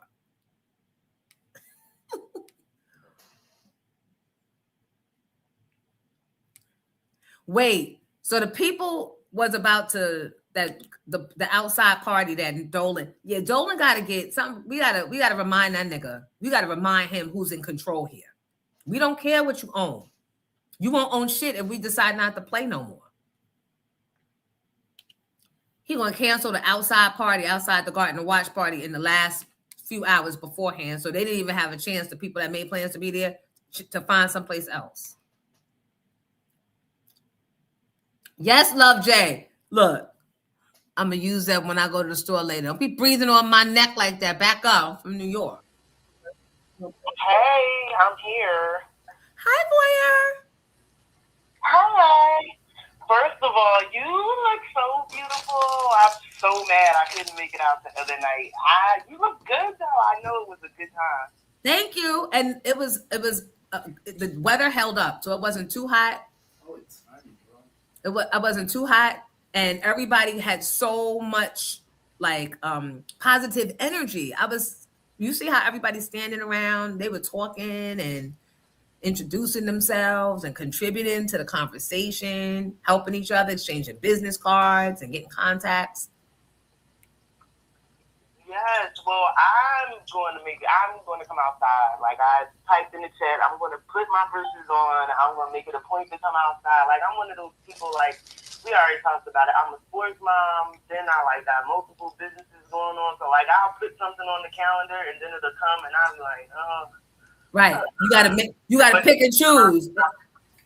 Yes, but this time I know I had this on my calendar to go, and somehow I missed it. It was in the evening, and my daughter had something, so it was a real conflict. But I'm plotting everything out from here on in. I'm there. Speaking of which, did I hear you say you getting ready to be in Cherry Hill? What day and time is that, so I can make sure I make that? I'm be at Cherry Hill on Saturday. Remember, that's the event that talent. There we go. Bam. Without me having to go into the whole talent slander. I'll be there at 1 o'clock from 1 to 3. All right, I'm going to be in Jersey. I'm taking the kids to this thing, but I'm going to leave them at the place, and I'm coming. I'm just going to leave the kids at the place and come. They're teenagers. They'll be fine. I'm just going to leave and come. Fuck them kids. That's what you got to do sometimes. But yeah, I'm getting ready to fuck them kids. They teenagers. I'm paying. I'm driving them. I deserve something, right? I can leave them. They'll be fine. It ain't like you got to ask another parent to watch them while you run across the street. They'll be fine. No, well, actually, I am the parent watching the kids, but I'm taking the co-parent with me. So I'm going to leave him with them, and I didn't hear anything, so I'm not telling. So listen, I was trying to call in yesterday, but I didn't see the number because I was trying to call in and talk trash. Okay, so I'm getting ready to talk trash, and I overheard it. So I'm playing Whisper Down the Lane, and I wish it had happened yesterday and it would be more accurate because my mind. But this is about with 90% accuracy in my repeating this conversation. So I was listening to 100.3 The Beat yesterday, day before yesterday. And L'Oreal spoke on you. So, first of all, I know she be listening. We already know they be listening and watching, but no, she be listening and watching because the nature of her conversation just like, no, bitch, you're listening, right? And she didn't say nothing bad, but I could just tell, like, Mike Sean is old. Well, they're syndicated, so, but you don't know who people know, but, like, I don't know what the conversation is over there, but, like, she spoke on you yesterday in a way that was just so weird and definitive. She said, basically they were talking about, you and your recent commentary. What clips did they have? I think they were from the Nicki interview where you were talking about, the Kim and Faith fight, and then you had commentary on the fight, the Mary Wendy fight, I think. And she was just saying, yeah, you brought out good conversation. What she was saying was true. You're the only person who would dare come up and speak of it. And then she was like, okay, so Ms. Jones, I know you got your own stories. Where's your own stories? Come out with your own stories. But then she was like, I love Ms. Jones, blah, blah, blah. And did she say something about R&B? That part I don't remember. But I just remember, like, the synergy of the whole conversation of her speaking on you just after, like, we just, like, a week ago had the conversation on all of them and you broke down all of them. Like, I thought that was so weird. So, who's L'Oreal? L'Oreal, the personality. She talks like this, real deadpan, Angela Yee's girl, L'Oreal. From lipstick thing? From back then? The lipstick thing on Sirius Satellite? I don't know about that, but she was on Love and Hip Hop one season as an extra. She's a radio personality. And she's so right now on 103 The Beat with Kyle Santillian and Alton Walker. Some other two people that you just don't know. Oh, okay. I mean, no shade, but I'm like, I can't come down off of the castle in the hill to answer everybody's questions. But I will say this. It always begins and ends with me telling my stories. That's probably part of the problem, that I always make everything about me. But did she come from all right, she was there, she know, but why she ain't telling her own business? Was it that, or was it, come on, Jonesy, tell us some of your stuff. Which spirit was it? Yeah, and it was okay. So yeah, it was very much from from a big up standpoint. It wasn't negative. I just couldn't believe she was speaking so definitively. So she made this comment. How did she lead into this? But somehow, something to the effect of you being like the next Wendy, or like if anybody else, like, okay, Wendy's done, but like Ms. Jones is like the next big thing we got. She's been there. She knows all the stories. Like all the stuff we was just saying about you, she literally was saying it. Oh, all right. I mean, okay, I take it. Look, I'll receive it. I don't want to be Wendy because that shit ended with karma. Like, I don't, and I don't enjoy just talking about people if it ain't nothing to really be talking about. And plus, again, the Wendy thing, you're right. They probably are listening and watching. Because I come from being behind the velvet rope, it's hard for me to be so free willy about my peers. Because then it looks like, bitch, you was over there with them. What crack was you smoking? Your mom never smoked crack. I'm just making an example.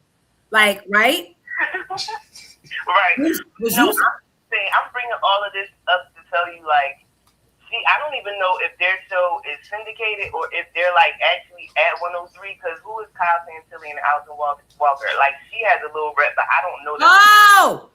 Somebody said she the one that clown Michael B. Jordan in high school.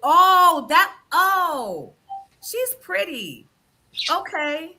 Right.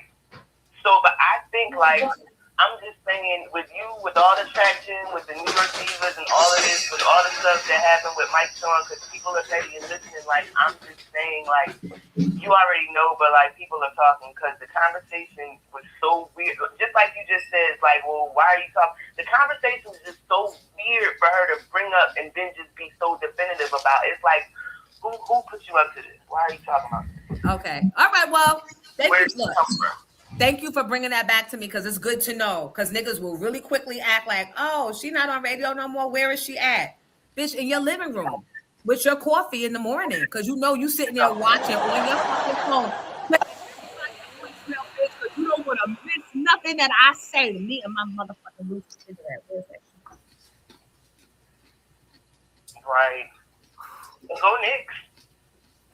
Go Knicks. Come on. But I don't know. I'm afraid. I'm afraid that this morning I'm going to turn on the TV and they're going to say, upon further review. Upon further review of the film lesson. I have my own reasons. Like, I'm a Philly girl, so I'm Eagle Sixers down. But outside of that, I love Mike Brown. And people try to take his, winning and his championships like, oh, only because of LeBron, da-da-da-da-da. I want him to win so bad. Listen, I'm like you. I love Philly. But I'm New York at heart. And while I don't keep up to who's on the team, I love the fact that they was moving like one. No, but everybody was lockstep with the losing and with the climbing back to the winning. That's what, could you imagine all the shit talking that we didn't hear? That them fully dressed Spurs that didn't even get on the hardwood, that they were saying, Ron Artest would have taught, baby, where's a red cup when you need one? Right? Ron Artest was the team played at, neither did Dennis Rodman, but I'm too old. That's how far back my memory. Ron Artest, when they ran up in them motherfucking stands, the team went. That's what I'm talking about. Yeah, one go, we all go. One went, we all in, and fuck this Garden and fuck Dolan, and like, that's what I know. But it worked out for us last night. But my heart can't be gone. Dear Knicks, can y'all please not play with me? 29 points, please. Right, okay. So I'm switching topics again. Okay, so we always on Jay-Z's head. So here's somebody who's really on his head. Because we were talking about before, I was going to call him this day too. I don't know why I did. But the whole controversy with him, you were bringing up Jay-Z and the Roots and state property and that whole thing. So in the background, Oskino is out here talking big trash and backing it up. And so after the whole Roots thing with Jay-Z getting up there doing his little raps and whatever, so Oskino put out a diss track and he missed no words. When you get a chance, go listen to that. All right, so let me tell you, I saw Oskino. I didn't know that's who it was, but I heard that they were saying he was mad because he didn't get invited to the picnic. That's what I heard. And then that's not true. Okay. Wait, that they weren't saying that? People are minimizing it to that, but he's been openly vocal multiple times about that not being the reason. Like, he could care less one way or the other. Like, he got his own motion. The fact is about how they're moving. Like, they just did that whole reunion and didn't include, not that he wanted to be included, but they didn't include Sparks either. They just left him out. They're picking and choosing who they want to be involved according to whether or not you'll go along with their bullshit. Like, that part. And don't feel away. Go ahead. I was going to say, and don't feel away that you wasn't included, because at the end, when Jay-Z finishes wringing them dry and using them up, Beanie gonna wind up back going to jail, because the body that the streets need is gonna be Jay's. Because don't play with them Philly. It's a different thing in here with them. Don't play with them. Leave them the fuck alone. And Jay-Z's using them right now to make himself have a little appearance of an akin, right? Because his crew is Beyonce and Rumi. and Blue. That's who his crew is. But now that you need a crew, now you want to call them. So when they call you, when it's showtime at the Grammys or the next Mets Gala, and you don't fucking respond, nigga, you might have wheels for legs. That and you calling on people that got internal beef.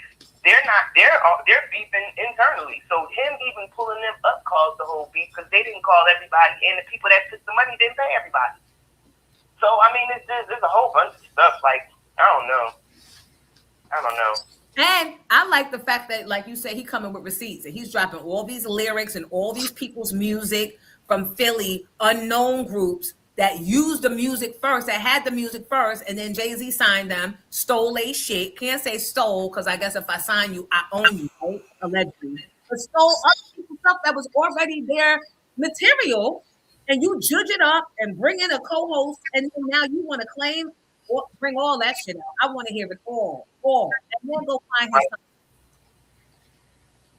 I want to hear that all, and I can't wait for this stuff with Desiree to fully bust open because I don't care. Any woman whose daughter comes out and files charges against her, she's a savage.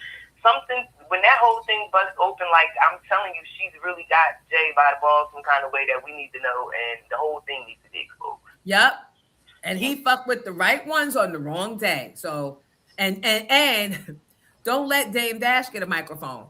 Because he gonna finish all the missing boxes. Since you want to be talking about he down on his luck. All right, let me go and complete. Because everybody don't know. They know bits and pieces, but Dame know where the bodies is buried.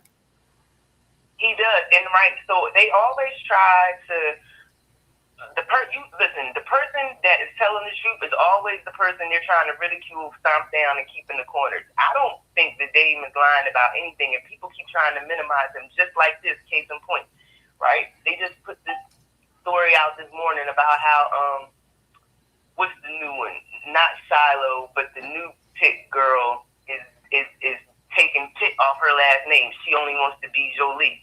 That means she's the third kid out of the 6 of their kids that went to have Pitt removed off her last name. Now, the media and the people on in the comments like, oh, Brad must be this, Brad must be that. I'm like, yeah, it's given. She's poisoning the kids against him. Why are they taking his name off, and what is she telling them? See, I'm always looking at stuff from the other angle. It'd be other stuff going on. Yep. Yeah, as you should. And how about this? Have we forgotten how she was tongue kissing or allegedly tongue kissing her own blood brother? No, I believe it. Or her father. It was some Billy Bob. Was it Billy Bob Thornton or something? I think it was her dad. Yeah, I think it was her dad. So you can never trust that. Yeah, it'd be a lot. And now the kids are of age, huh? Yeah, I saw one graduating the other day. I guess they are of age. 22 and 24. Yeah, they're like 20, 22, and 24. Wow. The years are just flying by. It's gonna be a lot of tell-alls coming within the next 5 to 10 years, depending on who dies and who don't leave what for whom in the will. Well, that's what the people said, and the people in the comments said, "Now keep that same energy when he dies. Don't become a Pitt then. When he died, keep that same I don't want your name energy." Right. Oh, Billy Bob wasn't her dad. That was her man. Right. Her father was an actor. No. Billy Bob Thornton is her father. John Voight is her husband. No, John Voight is her dad. John Voight is her dad. Billy Bob was her husband. Okay. Yeah, right. but it was something. It was not with the dad. It was, let me not say this because YouTube might strike me, but it was some weird, somebody wasn't supposed to be doing something with somebody. And John Voight came on my morning show and sat there and talked to me about this. So, and something about his disapproval. It's 10:10. Everybody make a wish to say a prayer. Thank you, Denise, for catching that.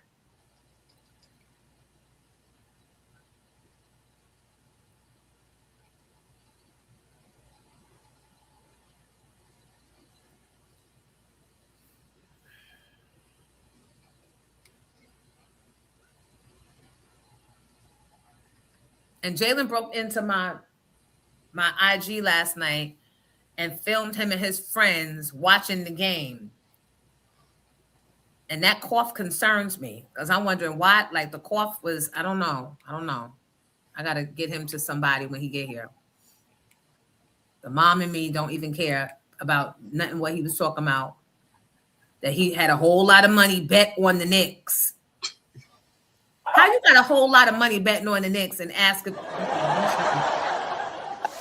Shut up. I need my cut. He told himself and he used your Instagram, so that sounds like a whole lot of breakdown to me if he wants. Thank you. I need a usage fee or something. Hello?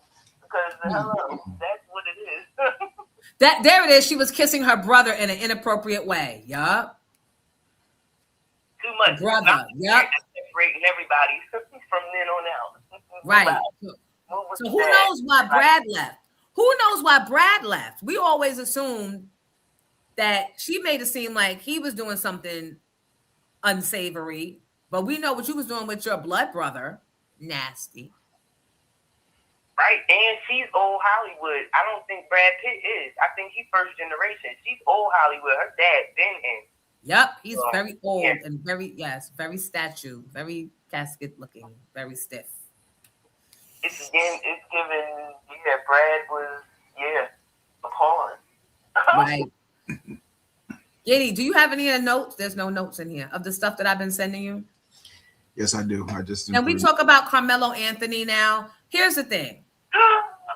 Let me just say this. After seeing the real Carmelo Anthony last night at the Knicks game, sitting in the stands, minding his business, eating his double good popcorn very slowly and very intentionally.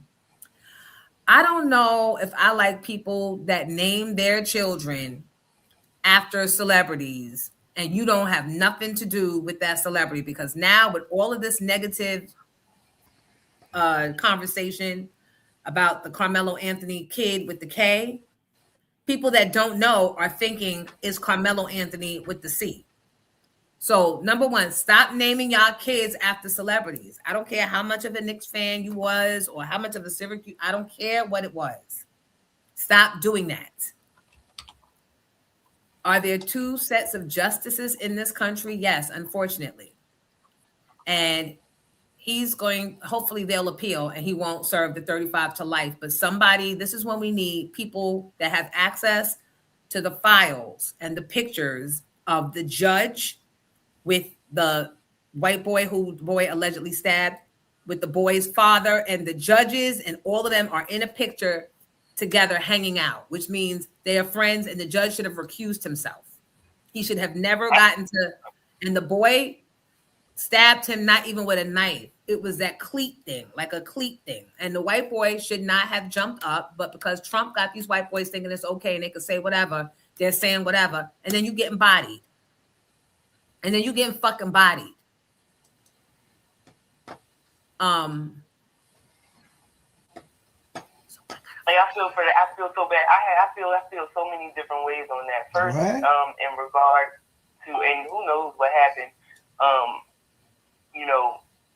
really. But I just feel so bad. Like, this could have been the fourth or fifth time that he was getting ready to be attacked by this boy or that group, and maybe he defended himself to the hilt because he got tired of getting beat up. Who knows? And I'm tired of it. Y'all act like y'all kids are not mass shooters. Y'all kids are the face of mass shooting. So stop with that's what the black kids do. No, that's what y'all have been doing since the beginning of history. But you keep on making it seem like it's us. And if it is, we learn from you. You were our captors. But this ain't got nothing to do with that in particular. So stay the fuck out the comments and stop saying, oh, well, kids shouldn't be killing. Tell that to them, to what's a nice little trailer park name?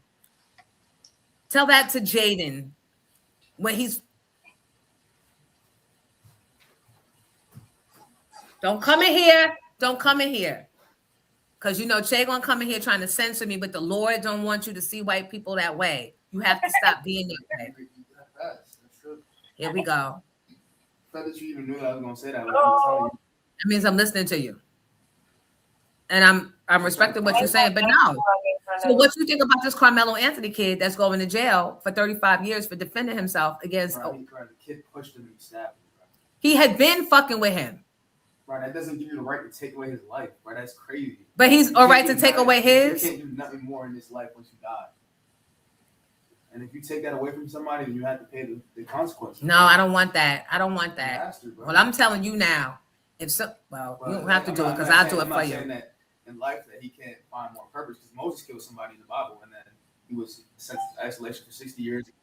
All right, I don't. Okay, all right. I need you to either get down with my get down or we on opposite ends of the thing.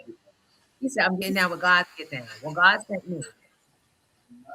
One thing that keeps me off guard, this is just the culture of high school sports, right? It could be football, it could be wrestling, it could be track, right? Because I've been a coach and my kids have played. There is an unspoken element of, I don't know if you want to call it hazing or ribbing or whatever term that you want to call it, especially at these private schools or these high competition Catholic schools. There is a certain level of back and forth that goes on between these young men that the coaches allow, and only becomes an issue when one kid either can't take it or something happens. Then everybody wants to turn a blind eye and throw their hands up like they can't seem to understand why this kid would go so far or why this child violence or whatever you want to call it didn't come from nowhere. I highly doubt this was the first time there was an incident of violence on the team. I just think he defended himself, and this time he picked up something that had a spike in it. Like, I don't think this was the first time. And the way that the people are just castigating this one child, like, you know, I don't know. No, I agree. They're forgetting that he's a child, and they keep showing videos of him like he's a grown-ass man instead of showing the videos of him being a 3.7 scholar athlete that was like any of our kids. It's unnecessary. And then let's focus on the fact again that the judge should have recused himself because you're friends with the family, you're friends with the lawyer, you're friends, and you can't do that. Right. I want to know what the culture of the team was. What was the culture of the team? Right here in Cheltenham. They said they weren't on the same team. My son just said they weren't even on the same team. So then, okay. He just was telling him, I think you can't stand in this tent because it was raining or something, right? It was. He wasn't in. He was trying to go in another team's tent, and this kid. But how you defending a tent? He would be posted up with AKs, bro, and freaking photos. See what I mean? Who? Carmelo or the other? The kid Carmelo was posted with AKs. Yes, bro. Are you sure? Yes. Because I thought the white boy was the one posted up with the AKs. All right, so I'm minding my business. I'm minding my business. I don't have room in my spirit right now for that type of. I can't. But I'm sure. Jaden came in with Jesus and the guilt and got us both backing up. I don't know now. I don't know. Let me mind my business before I say something. And this is too inflamed of a topic for us to be misspeaking. So I'm going to uno reverse everything I've said and every position I've held. But I just don't like how there are two different sets of justice in this country. But it is what it is until God comes down and wipes everybody the fuck out that's supposed to be wiped out and we start back over. And then low-key, unpopular opinion, and I know I'm probably the only one who's going to feel this way, so y'all can all boo me and call me terrible in the comments, right? But who the hell is Carmelo Anthony that somebody else can't have his name and commit the crime? There's probably another Carmelo Anthony out there, too. And so what? He should be up on... Like, how many people have been... John Bob and somebody else named John Bob committed a crime? Like, I'm tired of every time they talk about the Carmelo Anthony story, they have to give this little caveat. And yes, not the professional athlete Carmelo. Like he's somebody that deserves to be cleared up all the time. Like, I mean, like, what's the time? Well, you know what that is. No. Are they going to clear it up for all the other Carmelo Anthonys out there? Like, no, because the other Carmelo Anthonys don't have big money behind them that's going to sue. Because they have to always clarify that it ain't that one that can sue us. They have to. Yeah, I just think that's too much clout. I just feel like, no, it's protecting the brand, and I get that. And the people that are involved in the brand, the overseas that are giving you money to do your real Carmelo Anthony things, they have to, any establishment talking about it, they got to clarify it. But Stop naming y'all kids after these celebrities like that. Stop. And then it winds up, if your kid wind up doing something that's not in the, like, no, don't name your fucking kid Tarsha Nicole. Don't do it. Don't do it. See, like that idea that there can only be one Michael, like after Michael Jordan just can't be no more Michaels, like that's just crazy to me. Like that was his name and he happened to be famous, but like it's a million other Michaels. Like, I don't know. Listen, I officially here and now, where's my gavel at? Let me get my Jennifer Hudson gavel. Let me make a motherfucking declaration today. You said do not use Tarsha for nothing. Let me tell y'all motherfuckers far and wide, everybody watching, all the secret watchers that will never admit that they watching this crazy ass bitch with a fake ass Newport every goddamn morning. Let me tell you what it is. Don't name your motherfucking children after me. I don't want no Tarshas. I don't want no Tarsha Nicole. I'm officially retiring the name Tarsha Nicole from all others ever in the world to be. So say it is. So say it's done. Make it so. This is a fake. They're all over the place. They're all fake.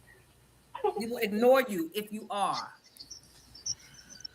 Oh, all right. And then they said there were no black people on the jury either. I believe it. This is giving Jim Crow. It's all so frustrating. All right, let's change the subject to something bright and not the Knicks, because they still got my nerves bad. Let me think. I don't know. Let me think. What's positive? All right, well, I think I have a top three in my notes that I worked on. Hold on, let me get that. Hold on. Where did it go? I'm usually not so dry, but you know. Here it is. All right. Here's a joke for you. The Knicks are so close to a championship that New Yorkers have started saying hello to strangers again. If the Knicks win, that was subpar. If the Knicks win it all, every barbershop in New York going to become a sports talk radio station. They probably already are. What is Stephen A. Smith doing? Where is he? Already are though. Yeah. Does Stephen A. Has anybody checked on Stephen A. Smith?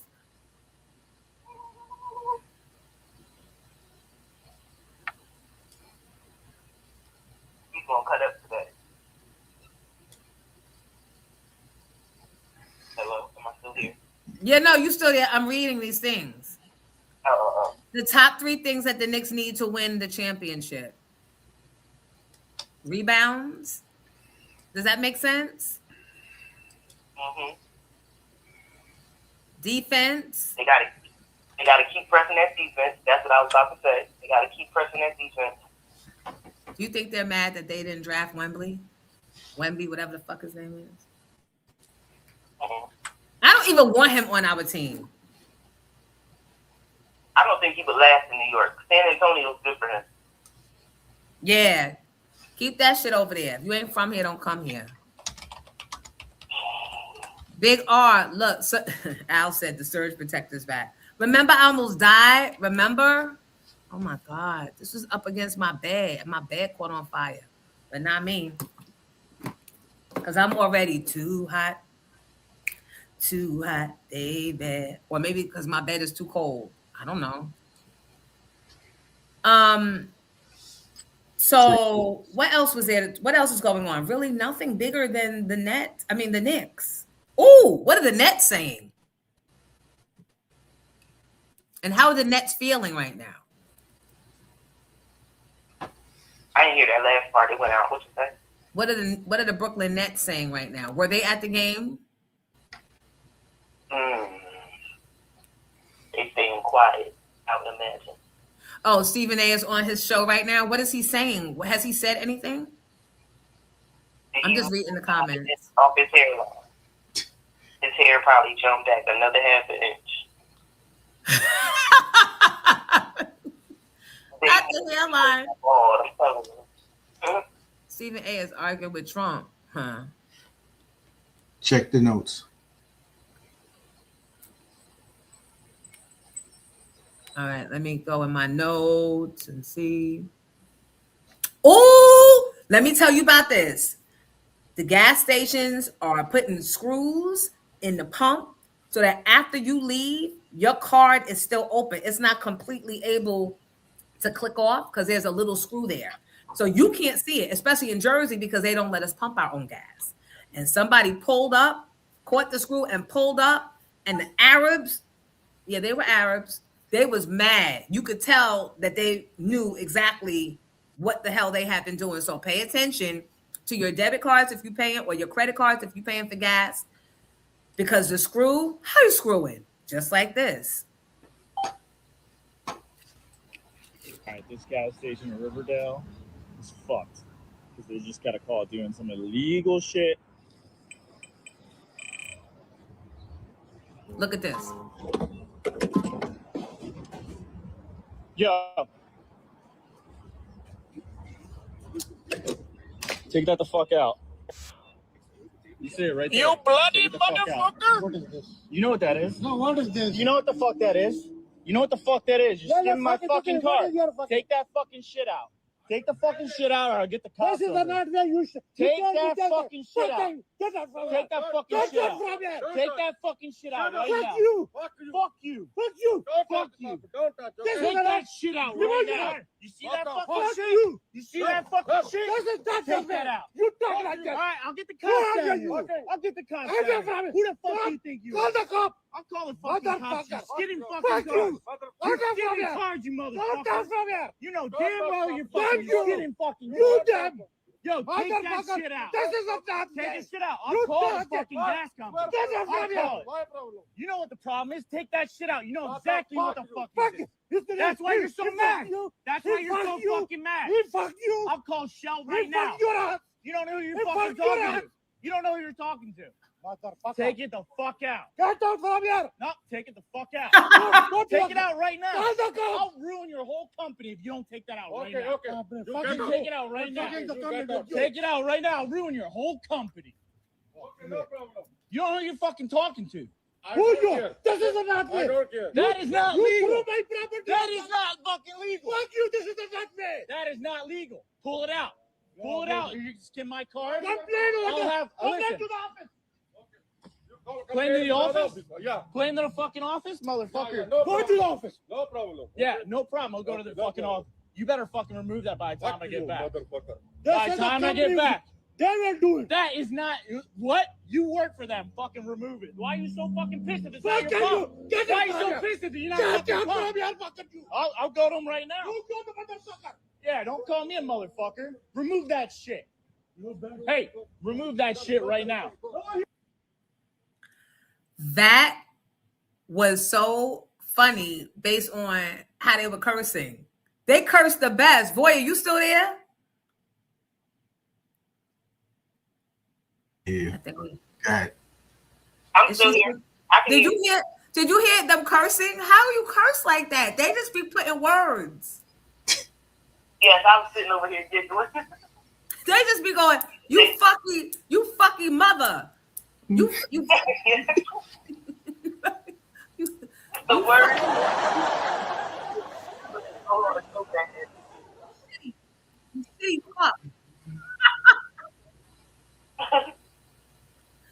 So don't be that person that's afraid to ask or don't be too lazy to get out of your car and bend over and look first. Because baby, you be thinking you got something on your debit card and then you wonder where it went and it's right there. There it is at the gas station. That's crazy. And in Jersey, you can't even get out. You're not even supposed to get out the car to look. Yeah. And especially if you go in and you tell them, I want this amount on pump so-and-so, and you give them your card, check to see how much they charge your card, because I got overcharged that way. I wanted 20, they put 60 on my card. You know what? The other trick is you say I want 50 and they say okay and they walk away and you come back and that shit is still going past. Has that ever happened to y'all? That happened to me. And let me tell y'all what I did. I said, you give me my money back. He was like, I can't. They said they can't. I said, okay, then I'm taking 10 cans of oil. And I still got that motherfucker oil in my garage right now on top of my second refrigerator. Because I don't know if that's the oil. I don't know if it's the oil that I'm supposed to have for my car. But I took 10 cases. He was like, I'm calling the cops. Good. I'm waiting for them to get here. Because I told you 50. And what if I only had 50 on there? Why do y'all walk the fuck away? That'd be a scam too. Sure, that's scammy. Okay, here's my true gas station story. This happened this year, and it has nothing to do with that. So I was at the pump, and my daughter was tripping, and she pissed me off so bad, and I don't even know what we were fussing about, but she got back in the car and slammed my door, so that pissed me off. And I don't know why she didn't take the pump out. She wasn't paying attention. And I just sped off from the gas station, and I snatched the pump. The gas went shooting everywhere. And it was, no, the gas was stuck in my car, and I didn't know it. And so I drove her all the way to school, which was about 4 blocks away. And so when I pulled up to the school, I'm thinking, why are all the people looking at me? And somebody just pointed to me, and when I looked in my rear view, the gas pump was still stuck in my tank, and it was dragging on the ground. I was so embarrassed. Wait. How did it? I can't even. You're worse than the Knicks last night. Listen. The hose snapped right off the damn thing, and the pump stayed in my car. And I drug it all the way to the school. So then I just sped off from the school. I pulled around a corner in front of a church, and I took the pump out, and I left it on the ground and pulled off so fast. That is funny. I'm mad though that it ripped out, because one time I did that and the pump came out of my car and gas was splashing everywhere.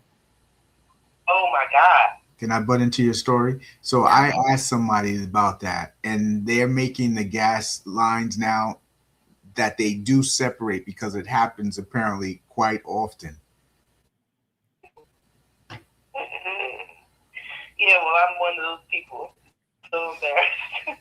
Wow. That's a lot. But look, your ego wouldn't even allow you to do it in front of the school. You had to go around the corner. When they pointed it out, I just pulled off. I was like, oh my God. And I pulled around the corner. I lived in front of the church. Wow. Yeah. Cash is better, especially it's cheaper if you have cash. But oh my gosh. Oh. Yeah, so y'all never think you. Some stuff I've done, some dumb stuff, and that is one of them. Yeah, I have to laugh at myself sometimes. Yeah, don't rage out. No, it could have ended in a whole different way. The homies going to jail.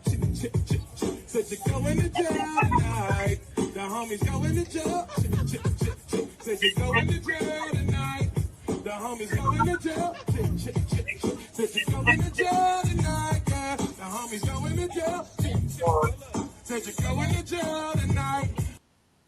But I love that story. That's an epic story. Everybody should share an epic story here, not just listen and judge us. Judge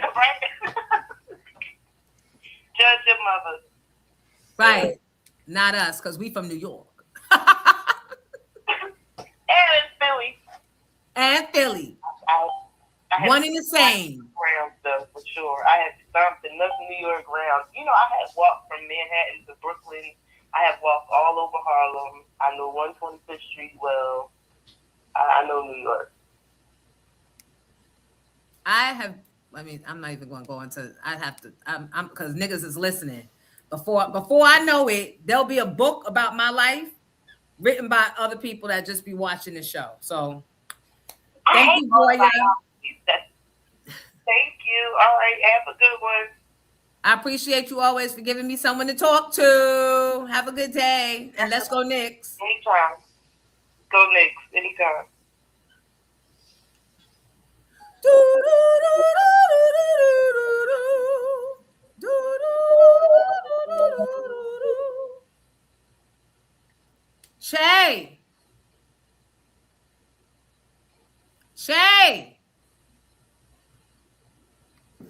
So they're in finals, but he's excused from finals today because he's had a 4.0, well, not 4.0, but A's in every quarter in physics. That was my worst subject ever. Like, I always remember getting a 55, never got maybe a 65 in science. That was the class I couldn't do it. This nigga gets A's, so he don't have to take a final today. Che!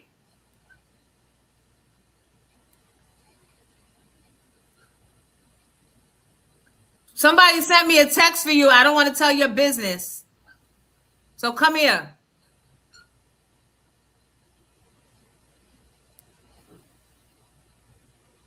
So we still doing Comedy in Harlem this month, y'all. The Kevin Hart Roast Part 2, where everything white catches it, dead or alive. And we just get comedians that just go in on white people.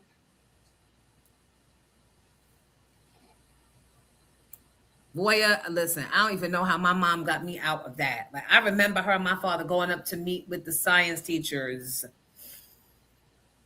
I mean, I used to take notes. I couldn't do it.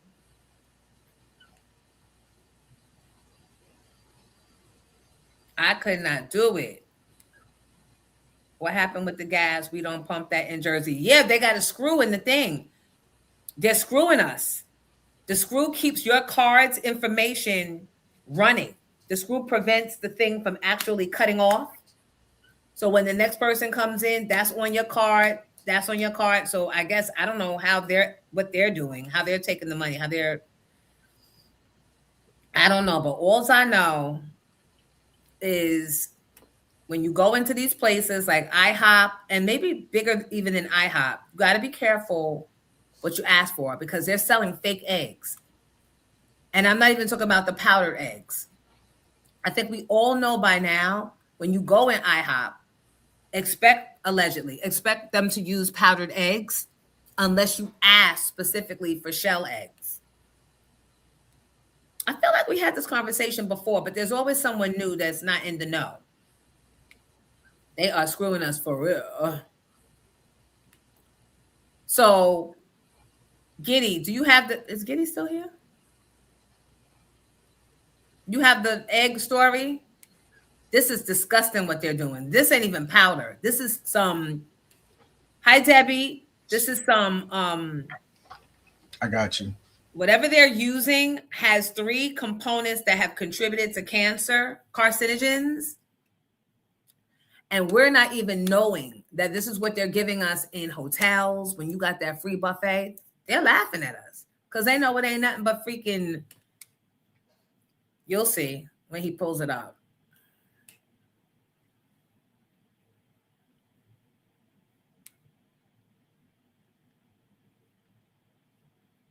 Yeah, we did talk about, look, watch. Counterfeit eggs are being served at hotels. The grim process was exposed in a viral TikTok. A soggy slab microwaved in plastic, then mashed flat until it looks like an egg. This yellow blob is glued together with 49 chemicals. Counterfeit eggs are being served at hotels. The grim process was exposed in a viral TikTok. A soggy slab microwaved in plastic, then mashed flat until it looks like an egg. This yellow blob is glued together with 49 chemicals. Fake Chinese eggs. Oh my God. Yeah, and you think you getting something when they say, oh, breakfast and brunch is included before. That's why there's certain hotels I won't stay at. And if I stay, I'm just staying for the bed and shelter. I'm not staying for your breakfast. The ones I go on vacation where you could see the bitch crack the egg and you tell her, put that in it, put that chopped ham in it, put them onions, don't put that green shit in it. Those are the only places I'm eating. Pay attention. Granted, we all got to die of something, but bitch, I'll be damned if I'm dying from the hotel buffet. No. And cabbage. They already brought us motherfucking COVID. Now here they come back with their bats and their rats and their eggs and their flats. Packing the Mac in the back of the yak. That's so stupid. Why? What came first, the chicken or the egg? Neither. The Chinese man trying to scam.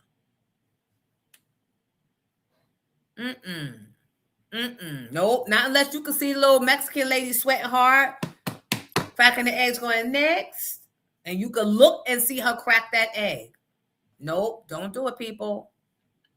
I love y'all too much to leave y'all out in the fake egg streets. We got Knick championships to celebrate. I want y'all to stick around. The fuck? 49 chemicals. 48, I can't even pronounce.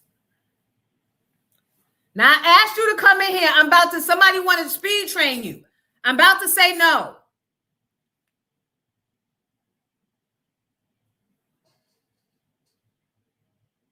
Right? You can't have nothing. You got to go to Giddy's house where they grow everything from the dirt.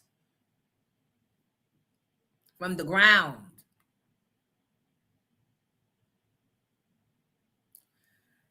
Did y'all see where we want to go from here with the fake eggs and the... Are we still boycotting? When we boycotting everything Asian? Since they want to be talking slick about Black people being lazy.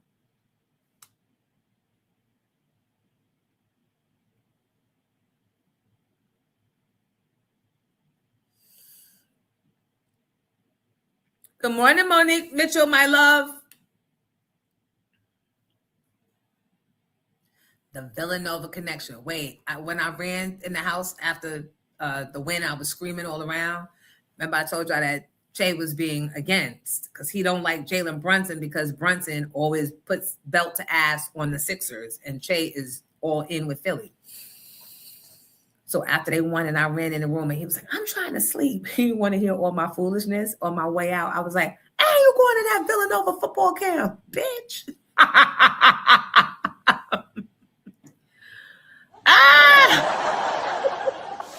It's like, what? You don't get the old Villanova basketball team connection. That shit is real. Seneca, yeah, they do it. The West End does it. When you on vacation, they have all the stuff full display. And you just tell the lady or the man, can you put the green stuff, the onions, the chopped ham or the bacon or whatever, can you put that in my Brenda? And they'll get it for you. And now we know. And see, because people are getting sick from the government allowing shortcuts and the FDA and the USDA not doing their fucking jobs, some occupations that AI cannot fuck with is going to be real cooks because people are going to want to see and want to know it's a real person and not a machine just putting poisonous shit in their food. I think. I said, you going to Villanova, and I damn sure did. Oh, you know what? Come here. You damn sure it's going to go to their fucking camp, and I don't care. That is why everybody's sick. Yeah. No one is half the battle. Do what you want and what your wallet will allow. Because that's the other thing. It costs to stay healthy and to eat well. It costs. Seneca, food don't even taste like it did before.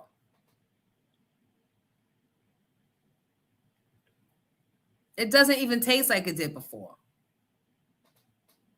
And they're cheating us with cheaper ingredients. I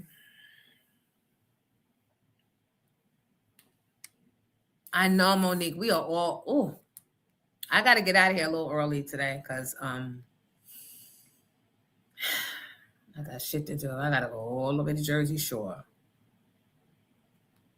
just to drop off a check.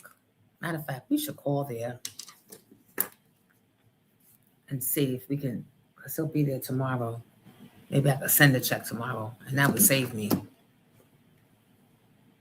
But once again, thank you all to everybody, the super chats that were coming today.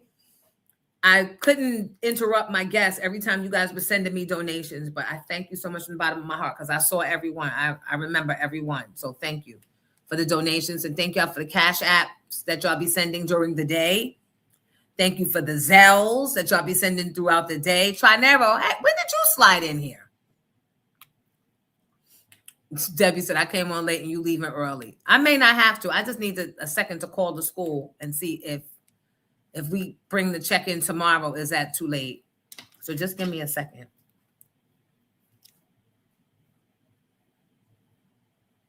Hold on. Oh, shit. You know what? Hold on, because the Supreme drop is about to happen, and I'm not fucking around with y'all and missing the drop. Hold on.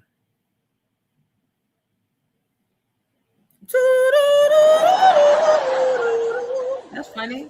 Why?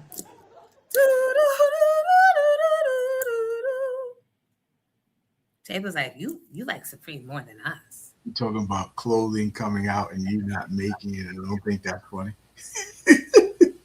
Wait, who said that? I did. Oh, silly.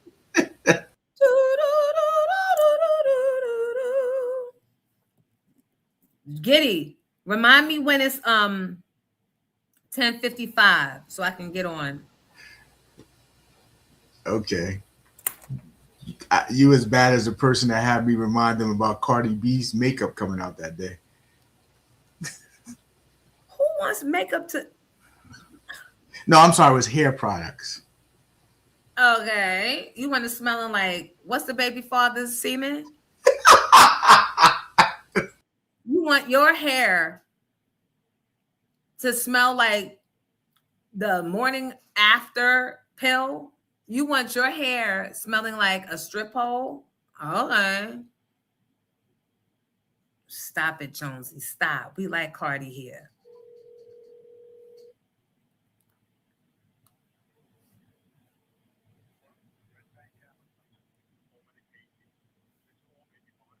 And recorded for quality assurance. For immediate assistance, you may press 0 at any time.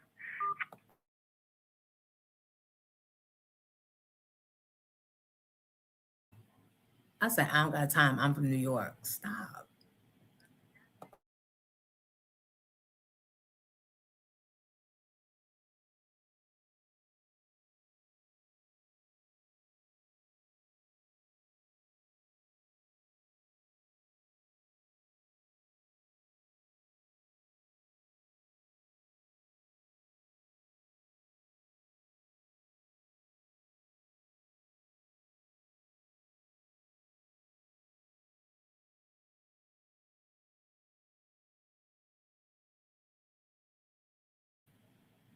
All right, so I'm going to trust that he can bring a check in tomorrow.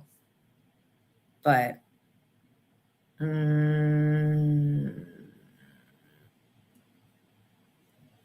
let's see.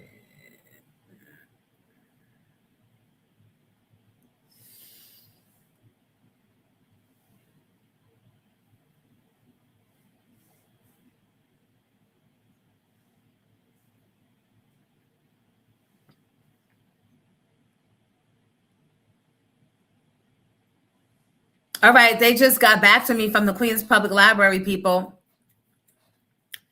Do we want July 21st or July 28th?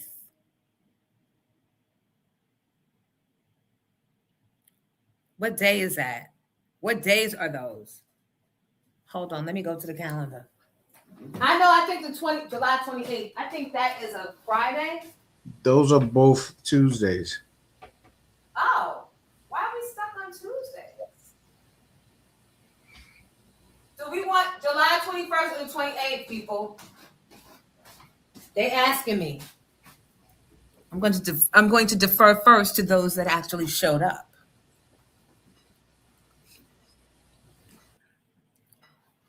Is what Sean Bell? Which Sean Bell?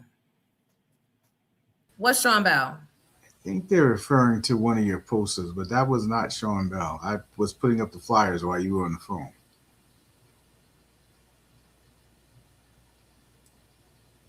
Sean Bell. Never mind.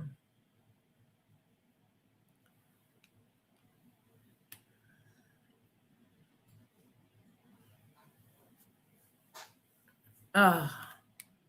All right, y'all got to hold on because I'm getting ready to get on here for the drop. July 21st. I was in and out. I saw a flyer. I'm scheduled both days. I'll be there either one. Okay. I'll give y'all time. The people that came to the first one, y'all get preference of July 21st, 28th, but let me know so I can let them know. In August, they want either Mondays or Saturdays. I can't do Saturdays. It would have to be a Monday because Saturdays is when I'll be working. All right, hold on, y'all. I got to do what I have to do.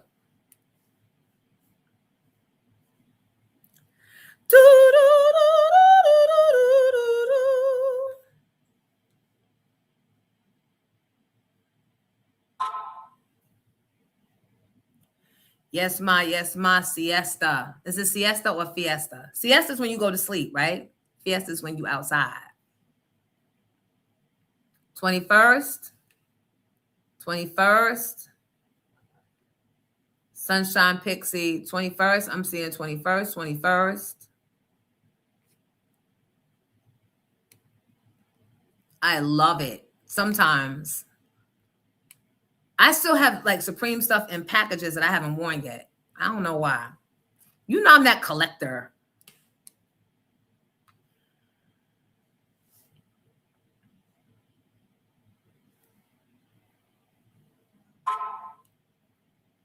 National Convention is July 21st. Well, I'm not going to that. I wasn't going, but thank you for telling me, Madam Presidente. Saturday would have been great, but if you're busy, I think the 21st, maybe August. 28th. All right. I got to focus. I got to focus on what's most important right now. We got the Knicks over their hurdle, and now we got to get Jonesy some Supreme swag.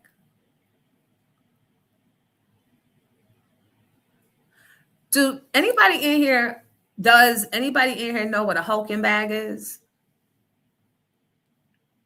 Run out your crib. You collect too? Why are we like this? Why?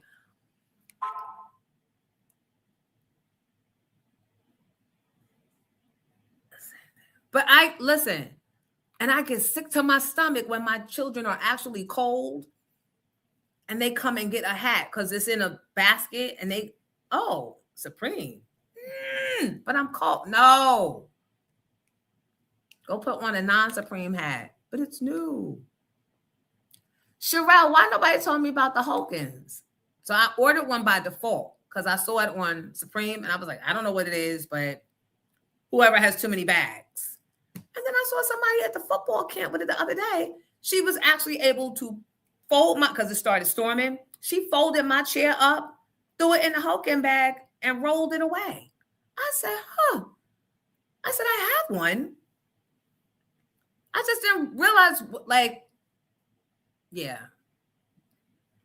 I don't know if I'm a collector or a hoarder. I don't know. It's who you ask. You got two Hulkins? And they say they got knockoffs, but the knockoffs, the wheels aren't as smooth.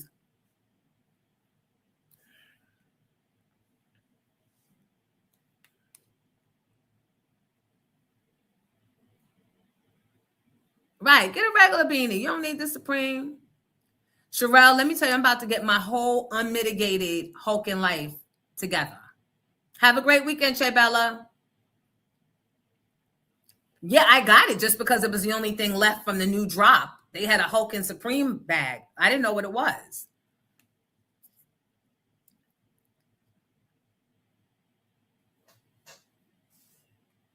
All right, it's not out. All right, we got a few more minutes.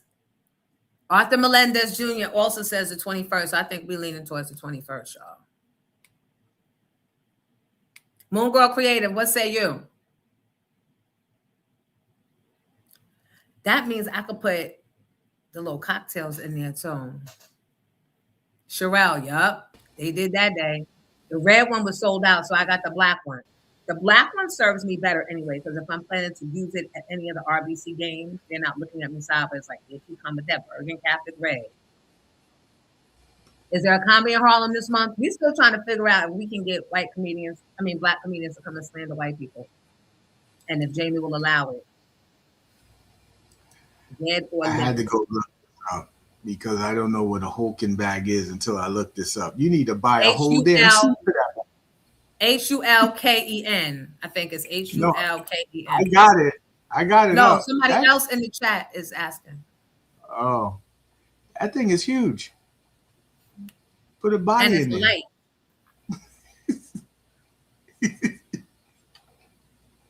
They're strong to hold a lot of things. If you're a collector, we use them for events. They're a lifesaver. So then that's better than my hand truck, is what you're telling me? Hulken. Kiana says 721.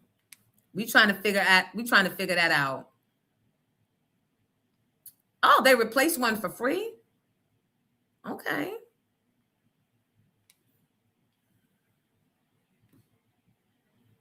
Oh, Giddy, the lady at Amazon said I missed it, that damn camera that I bought y'all, the one to tape Che, to track him.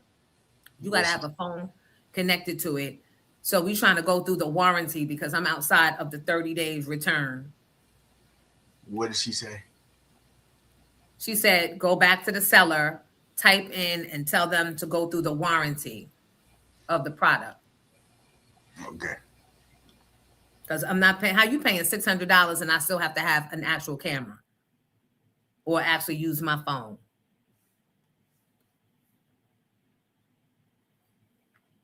All right, I need y'all to hush because I don't want to get beat by a bot. Nobody's talking but me. How do I need them to hush? Because it's y'all comments. Comments becoming fast and loud in my face like Wembley, and I can't do it.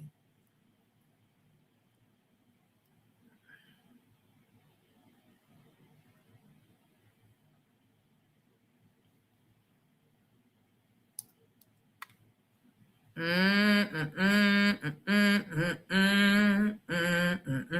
right, let's see what's going on. Nope, not yet.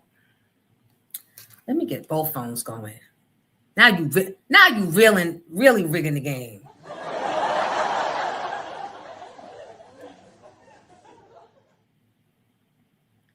The only problem with that is my card information ain't in that one.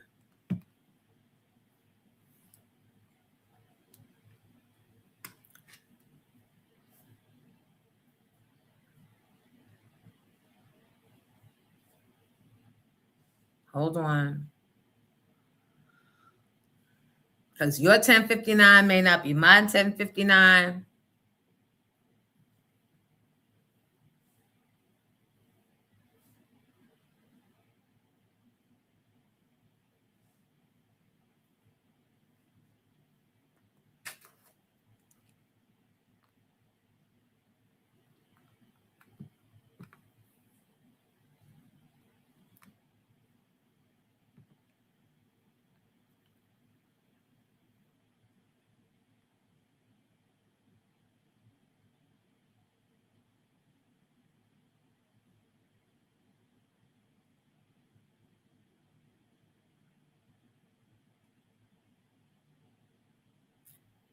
See, that's what I don't like. All right, I was in here.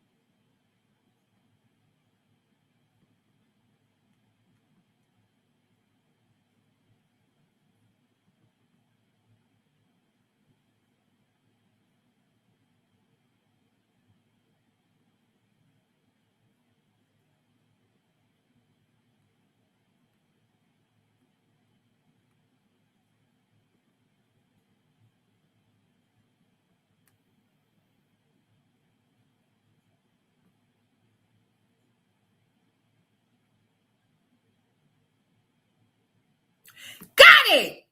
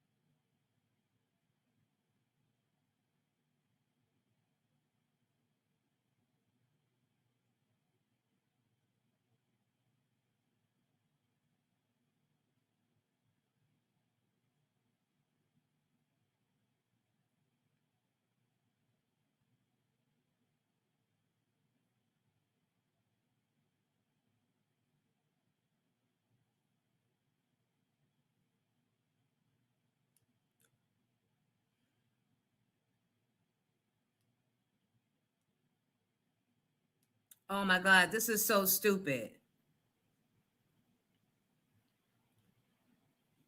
This is how you fucking lose.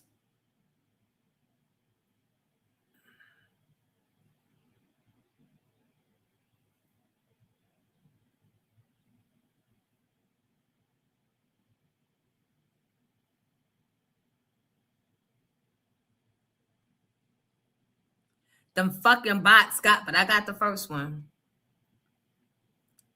I got the first one. So here's the thing. Oh, let me see. Oh.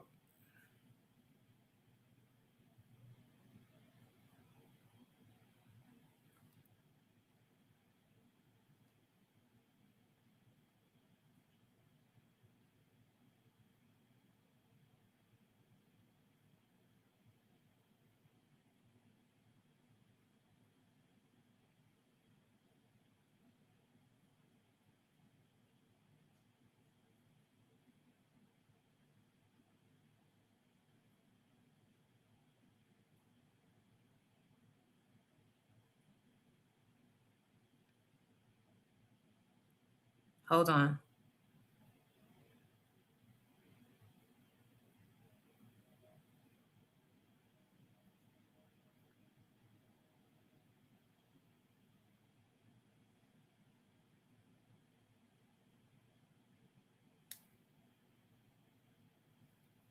This is so bad. This is so bad. Thank you for your patience.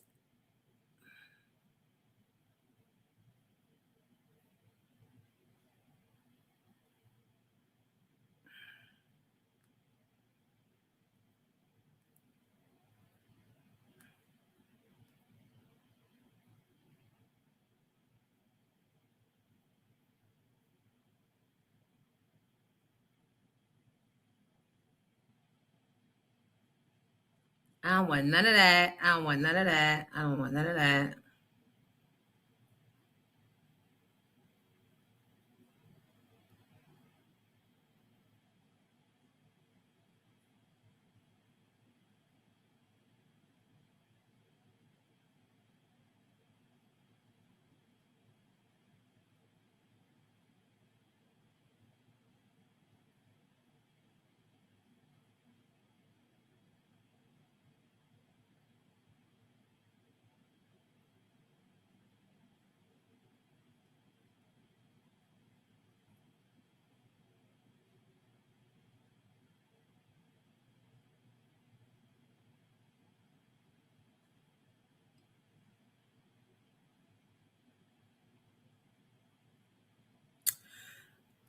All right, y'all want to know what I got? Bye, y'all. Oh, everybody leaving. Sorry, I went on my.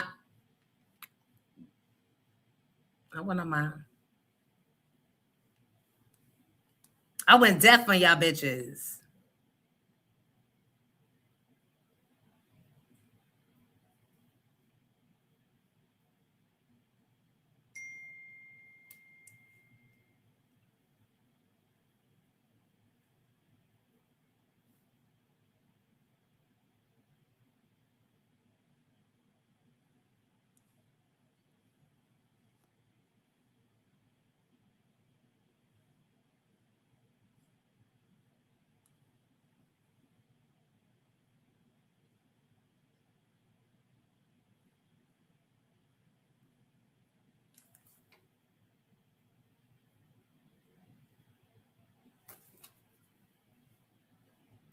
And now the show really is like over, but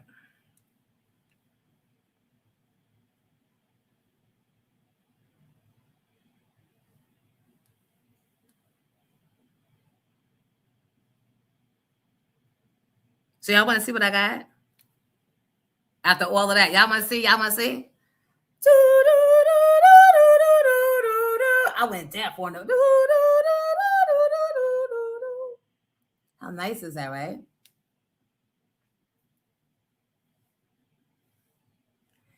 And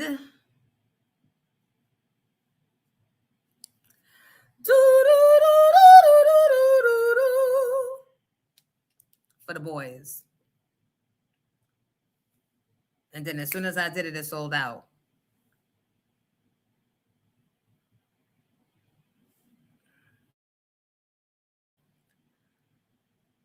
For the boys. Let's hear it for the boys. Nope. Wow. And as I live and breathe,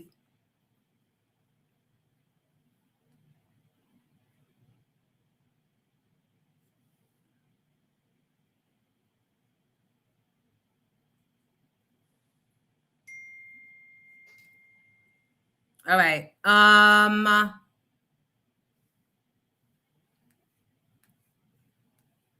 Leave some things for others, Tarsha.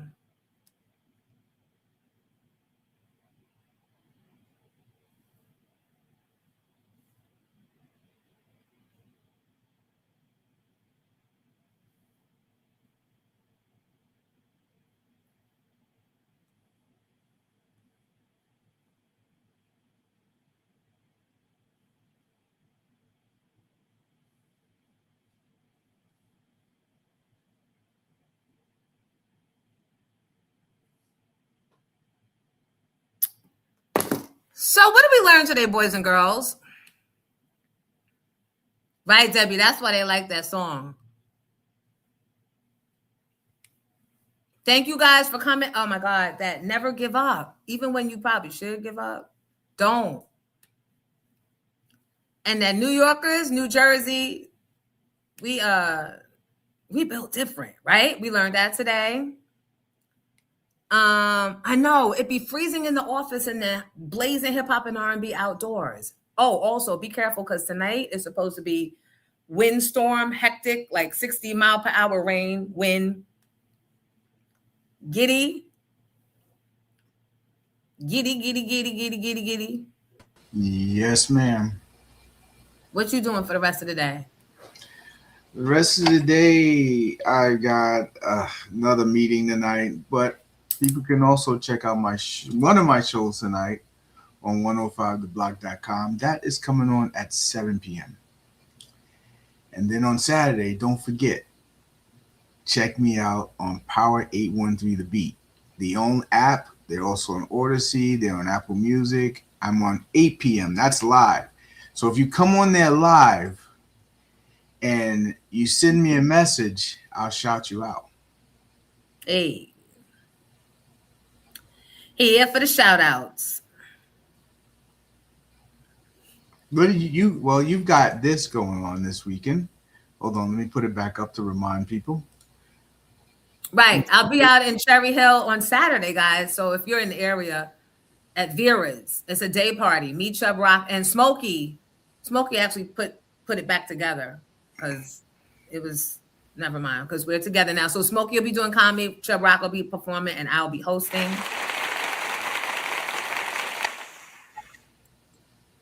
And yeah, hopefully I'll see you somewhere outside.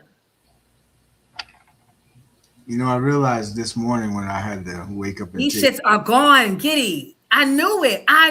Everything's gone.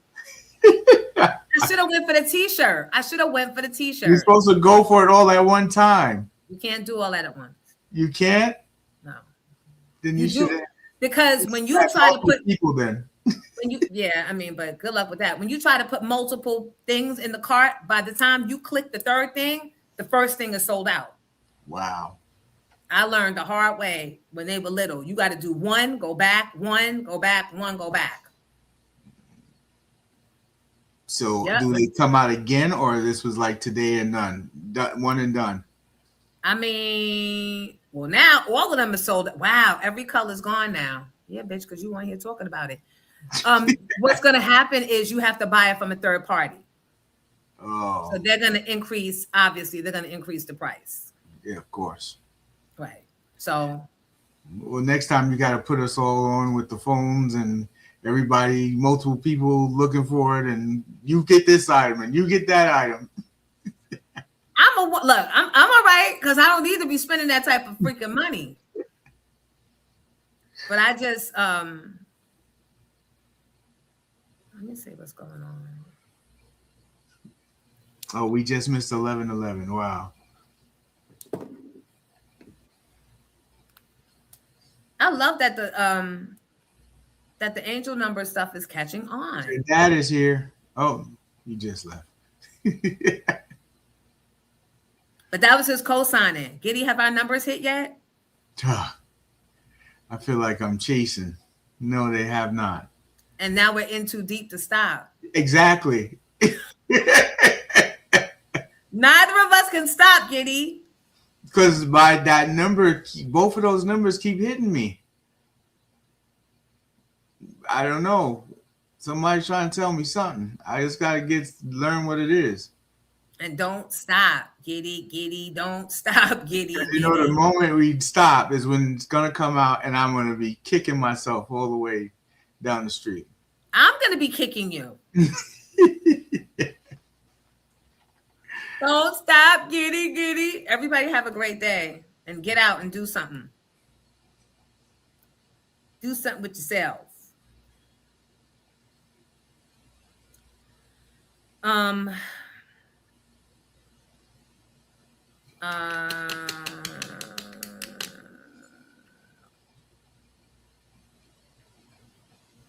right, so guys, I might come on and do a Jonesy After Dark.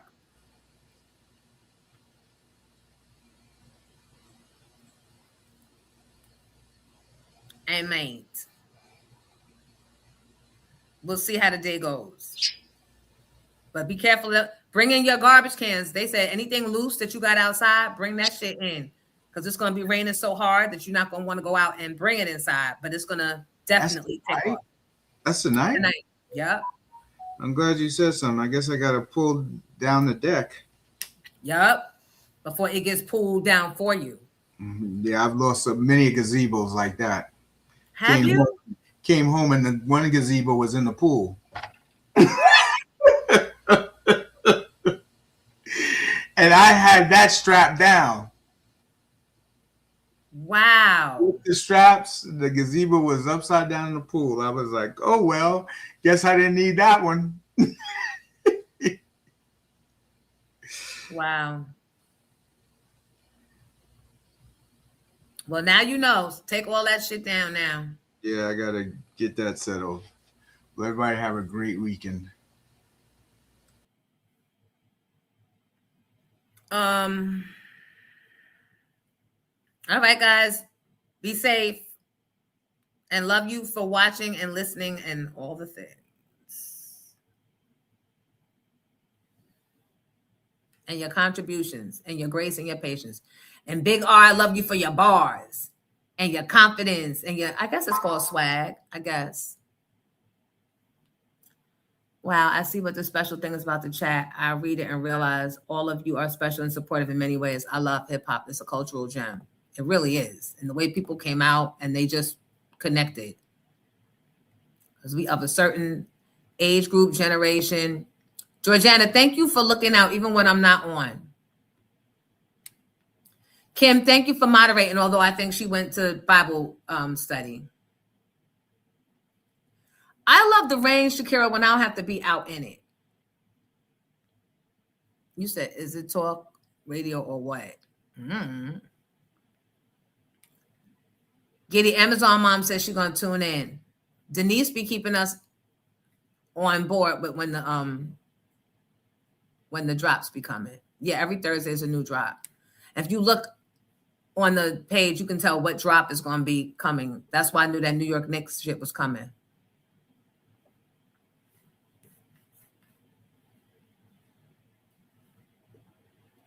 I love you back. Yup, got to know the scriptures.